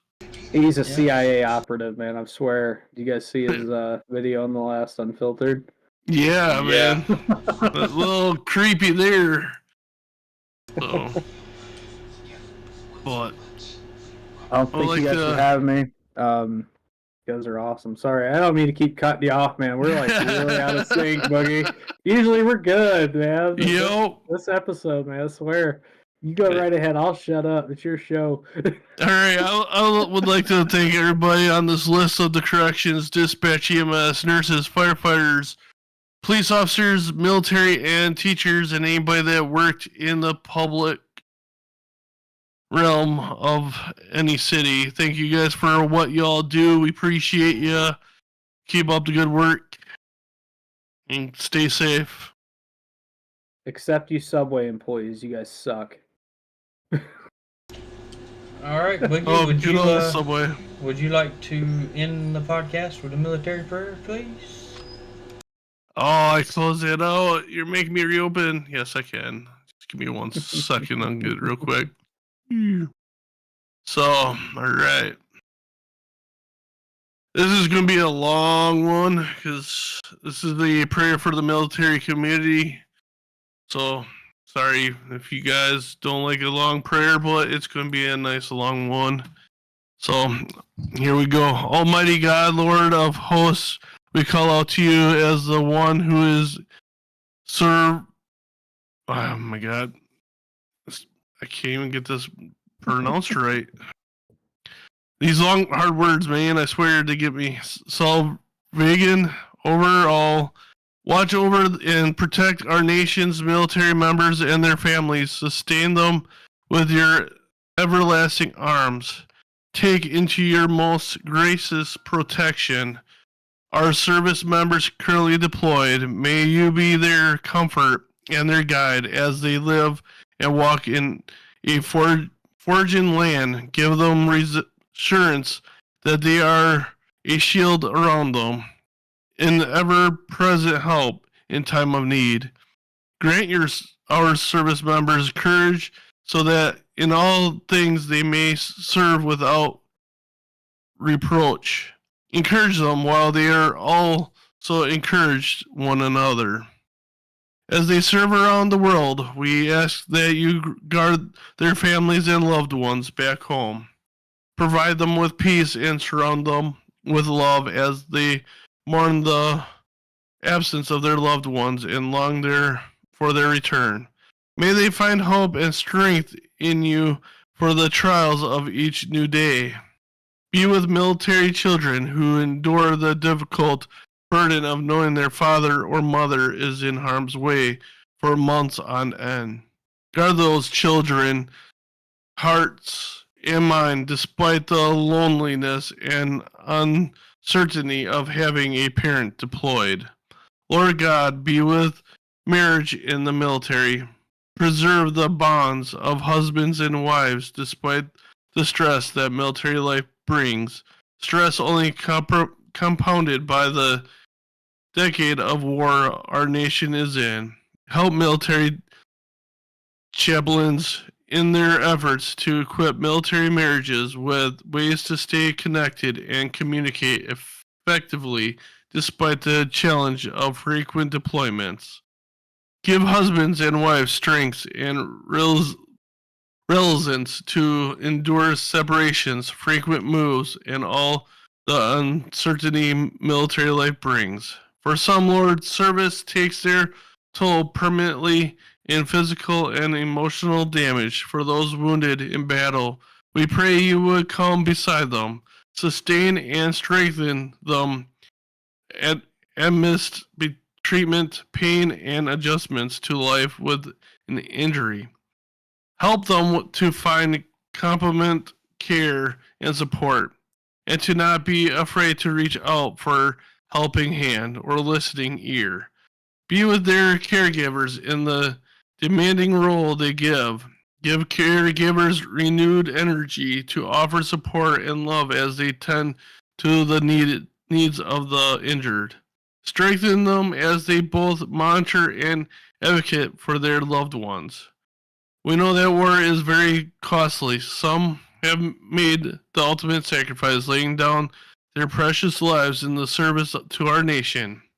Each one of them was a son or a daughter, perhaps a husband or a wife, a father or a mother. For all those who feel the pain and the toll of this war and the loss of their loved one, comfort them. Be father to the fatherless and defender of the widows as they cast their cares on you. May they know the consolation of your love. We thank you for the freedoms those service members fought for, which we enjoy today. For each and every veteran who has served our country through the years, we thank you for their sacrifices. Comfort those who struggle in life after war. Help us to honor and care for those who have given so much for us. Be with our nation's leaders as well, and all those who make decisions for our military. Give them wisdom and discouragement in everything they do. Father God, we long for the day when swords will be beaten into plowshares and spears, into prune hooks. We long for your peace, for your shalom. In Christ's name, as we pray. Amen. Amen. Amen. Yeah. Well, with that, Hand me $5 foot long. BS. Well, Oh, with that being said, guys, we appreciate everybody. We want to thank Timmy for being here. Boogie, thank you for being my co-host. You're not Yep. just a co-host, you are the host. And I appreciate you. Thank you for everything you do. Yep. Timmy, thank you for Glad to be here. Thank you for being here, brother. Appreciate your service. Absolutely. Respect, Appreciate it, bro. Yep. respect for sure, brother. Everybody in the comments, thank y'all for watching. We hope to see y'all next time. Until then, peace.